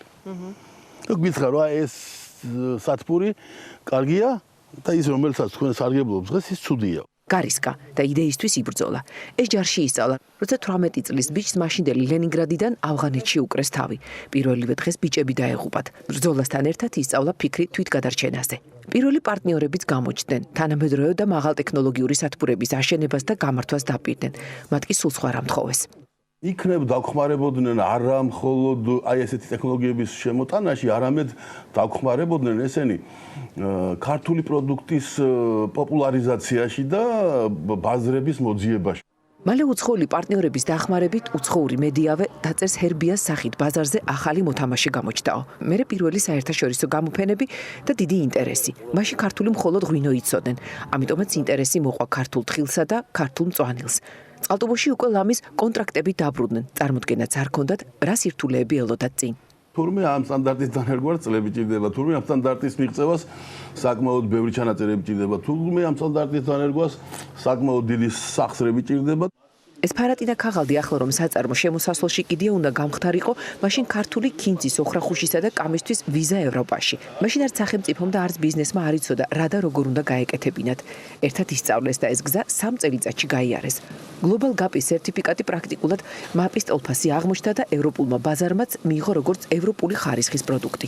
მაშინ ძალიან დიდი თანხა იყო, ეს 2000 ხედავთ ხო, 9 წლის ბიუჯეტი არის 50,000 ევრო დაახლოებით. პლუს კიდე სხვა ის რაც აუცილებელი გაგვიხდა რომ მოგვეწესრიგებინა. ეგ არის სუფთა სასერტიფიკატო თანხა. 10 წელი გავიდა და ამ ბიზნესში ჰერბია ჯერ კიდევ ერთადერთი სერტიფიცირებული საწარმოა. არადა ევროპული ბაზარი მზად არის მიიღოს ხარისხიანი პროდუქტი საქართველოდან. ქართველები ამ ბაზარზე მორგებას არ ცდილობენ. სიახლეს გაურბიან, არადა გაცილებით უფრო სტაბილური ბაზარია ვიდრე რუსეთი. ასე გაჩნდა დღის წესრიგში მეორე სირთულე, რაოდენობა და მოცულობა და უწყვეტი მიწოდება. ჰერბია მზრდა დაიწყო და 1 ჰექტრიდან 5 ჰექტარ სათბურზე ავიდა. პროდუქტის ჩამონათვალიც გაზარდა. ყველაფერი ისევ სასუქის გარეშე. პირველი შეფუთული პროდუქტი ბაზარზე და უკვე ძალიან მალე ბიოდეგრადირებული შეფუთვითაც პირველები. მაგრამ მაინც დიდი ბაზარი დიდ მოცულობას ითხოვს. აქ სათბურებიც ინტერნაციონალური გამოვიდა. ტექნოლოგიებში არც საქართველოს ჩამორჩა. პოლიეთილენის პარკი სპეციალურად ჩვენი რეგიონისათვის ამ კუთხისათვის ეს ებრაელებმა გაგვიკეთეს. შემდეგი შეიძლება რაც შეეხება ჩამკეტებს ესა ამერიკული არის. რკინა, მეტალი უკრაინული არის. ირიგაცია, მორწმის სისტემა ებრაელებს აქვს ძალიან მაგარი და ეს წამოვიღეთ. ჩვენი რა არის? ჩვენი რა არის მუშახელი და აი ეს თითქოს და ინოვაციური ფანჯრის გაღება, აქ დაახლოებით 20-30 ფანჯარა იღება ერთბაშად. აღმოჩნდა, რომ ოჯახიც მასავით აზარტულია. ოჯახის 5 წევრიდან 4 ჰერბიაში მუშაობს. ყველას თავისი ფუნქცია და პასუხისმგებლობა აქვს. ჰერბიაში ასია, ჯერ თანამშრომელი და მერე ოჯახის წევრი. შიგა განაწეს უყურებს რა, ეგ ქვია დაფასოების თემას. ჯერ თანამშრომელი და მერე მეუღლე აქვს, ხო? ხო, აქ მეუღლეს არ ვლაპარაკობ, იციან, თორე არ გავამხედი. მეუღლე თანამშრომელი. შვილები ჩაერთნენ, ჯერ შესაბამისი განათლება მისცა და შემდეგ კონკრეტული მიმართულებები გადააბარა. მე უკვე ვცდილობ იმას, რომ ევროპაში გავიტანო ეგა. ამისთვის მჭირდება კომუნიკაციების აუცილებლობა არის ევროპასთან. რა გავაკეთოთ? მოდი ერთი გავგზავნოთ მოწინავე ევროპულ ქვეყანაში, ვასწავლოთ ისეთი რაღაც სპეციალობა მივიღოთ, ერთ-ერთ ვაჟზე ლაპარაკი, რომელიც გამოგვადგება ამ საქმის წინწაწევაში. სწორედ შვილებმა დაარწმუნეს მთავარი აქცენტი ადგილობრივ ბაზარზე გაეკეთებინათ. პროდუქტი კი ისეთივე უნდა ყოფილიყო, რასაც ევროკავშირის ბაზარი ითხოვდა. პირველ წარმოებას უყურებ მე. შეფუთვა შენახვას პროცესს ჩემი მეუღლე აკეთებს. გაყიდვებს საქართველოში უფროსი ვაჟი რევაზი აკეთებს და უმცროსი კიდე ექსპორტ-იმპორტზე მუშაობს. ახლა მას ცოტამეტი გამოცდილება აქვს ვიდრე ჩვენ ევროპაში ცხოვრების და განათლებაც ესეთი მიიღო. ისე მოხდა, რომ გვიან, მაგრამ მაინც იპოვა საყვარელი საქმე. ვერც ინჟინრობამ, ვერც იურისპრუდენციამ ვერ გაიტაცა ისე როგორც სოფლის მეურნეობამ. 40 წლის ასაკში დაიწყო და დღემდე სწავლობს. ეს საქმიანობა მისი ოჯახისთვის უცხო არ იყო. კომუნისტებიდან მოყოლებული ქუთაისისკენ სულ იყო სათბურები, მაგრამ მაშინ ამას უშრომელი შემოსავალი ერქვა. დღეს თვითონაც მუშაობს და კიდევ 150 ადამიანი ყავს დასაქმებული. ყველაფერს აკონტროლებს, მაშინაც როცა უცხოეთშია და მაშინაც როცა ოფისშია. კაბინეტიც საწარმოშივი აქვს, ხედავს და ხედავენ. ხუმრობა ხომ არ არის მარტო საქართველოში 1,5 მილიონი მომხმარებელი ყავს და უწყვეტი ციკლით ემსახურება. ჰერბიას პროდუქტი სათბურიდან პირდაპირ თეფშამდე მოდის. ჩვენ ასე არ ფიქრობდით, ჩვენ ფიქრობთ, რომ ჩვენ პროდუქცია უნდა ყოფილიყო ხარისხიანი, ცოტა დამთავრდა. აქ არ იყო ლაპარაკი იმაზე, რომ ჩვენ ხარისხის ხარჯზე რაღაც ფინანსური შედეგები მივიღეთ. ჩვენ აი დღემდე ამ სიტყვების გასამართლებლად 2006 წელია უკვე ფასი არ შეგვიძლია არც ერთ ქსელურ მარკეტში. რაჭველი ვარ, ამბობს და ასე აუჩქარებლად გადმოიტანა ეზოში მამა-პაპისეული, საუკუნეზე მეტი ხნის სახლი. ისე შეყვა ამ საქმეს, რომ ახალ ბიზნესში შევიდა, აგროტურიზმში. მოვძანდით. ღვინო, მარანი, კიტრი, პამიდორი, მწვანილი, სტუმარი, მასპინძელი და შიგადაშიგ იმერული ესკიზები. დღეს არ ვიცი ხა არის თუ არა და გავძახოთ აბა? ცუცა! ცუცა! გამოჩნდა შუცა არ შეყოფილა. მერე ძველ სახძველი მანქანაც მოუყვანა მამის ნაქონი. კარგი მანქანა იყო თავი დროზე. ასე ამბობენ. ჯერ სათხართო გითხრა და სასტუმროსა და საუკუნოვან სახლს რომ გამართა, მასპინძლობა მერე ნახეთ იმერეთშიო. თურმე აქედანაც შეიძლება პირდაპირ ევროპაში შესვლა, ინდუსტრიის შექმნა და თურმე ყველა გზა ქარის არ იყოს, წყალტუბოდან ქუთაისში კი არა, ახლა უკვე ყველგან მიდის.